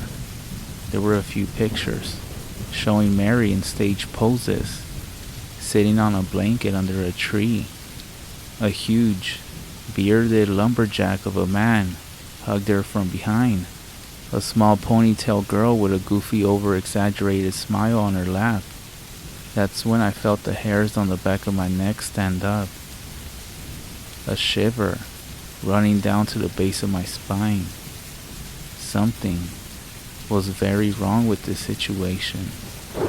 I put everything back in the purse and returned it to the seat. I turned off the car and got out, shutting the driver's door behind me. I pulled my phone out of my pocket and dialed 911, holding it over my head to try to get a connection with no luck. Cursing softly, I jammed the red end call button and moved around to the passenger side of the car. I played my flashlight around and noticed that some of the foliage at the edge of the road was bent and trampled, like someone had walked through it. I didn't have enough woodcraft to be able to judge how long ago they might have passed, but even then, I couldn't imagine any scenario for why they would have gone wandering away. Shining my light into the woods, the beam only extended maybe 30 feet through the trees before being effectively swallowed by the greedy blackness. Looking at all the flat grass, at the stuffed rabbit in my hand, then at the dark trees crowding maliciously, my thoughts came back and forth between what I should do. I made up my mind. I had been trained to help people. It was hardwired into my system. There was a child somewhere in the woods. I raised my foot to take a step onto the path, and that's when a white flicker of movement entered the very edge of my flashlight beam. It was Mary Walker. She was naked and walking stiffly, unnaturally, her arms swaying out of sync with the rest of her body, like a puppet being manipulated by somebody who's not an experienced puppeteer. "Hello?" her voice called out. "Anyone there?" That's when more shapes came into view behind her, shambling along. Here, the bearded man who must have been Mary's husband, then their little girl, owner of the well-loved rabbit, both moving as strange as their wife and mother. And now, I could tell there were more, many more, their forms out of the direct light, but so many they caused the darkness to pitch and swell with their strange, staggering passage. Their voices a chorus. "Hello? Hello?" they called. "Anyone there?" Echoing back the questions I was asking only a few short minutes ago when I approached the abandoned car. I took a stumbling step back, away from the woods and the approaching figures. I ended up tripping onto the Walker's car, but at that moment, I shone my light up into the pitch recess of the branches, and in doing so, I could just make out, barely, a sort of darkness figure that was crouched, hidden in the upper limits, a void even darker than the trees. Was it my imagination? Those lines of pure blackness that extended from that concealed mass that seemed to pierce the flesh of Mary Walker and her kin, and the countless other shapes moving in sync with them. That's when I sprinted back to my vehicle, engine still running. "Hello?" I shifted to reverse, keeping enough of my head to avoid running off the road as I completed a 3-point turn. "Anyone there?" I took a glance in my rearview mirror. The pale form of Mary Walker stood still just at the edge of the forest where the trees met the road. One hand was raised, signaling me to return, or perhaps waving goodbye. Her face was a mask of confused sadness. I pressed the gas and drove back the way I came. I didn't look back again. The rest of the trip was a fog. At some point after I made it back to the interstate, I called my parents. I let them know that I wouldn't be getting in until late. I drove on autopilot, the traffic jam having cleared while I was off. I thought about calling 911, but I didn't. What would I tell them, and to what end? There was no one left to be helped. I try not to go through life with too many regrets, wondering about what if. But this one, this choice, what if I had left earlier in the day? What if I hadn't stopped for dinner? Maybe I would have still gone left. Maybe I would have been there in time to help the walkers. Maybe I would have been taken by that black thing that was fishing in the darkness. What if I had gone right? Would I still be ignorant, going through life, not knowing that there are these things out there? I try not to think of it too often, but every now and then, all these thoughts turn to the stuffed rabbit. It wasn't until I reached my parents' house that night that I realized I still had that rabbit clutched in my hand. I used to wonder, before man brought our roads and civilization, what was the wilderness like? What lived there? But I don't think about these things no more. I can't afford to. At least, if I don't want to wake up screaming. There are things out there in the woods, in the darkness, in places that humans still have not ventured out to. So be careful when you're out traveling, going into these country roads, and that no matter how bad the traffic is, always stick to the interstate.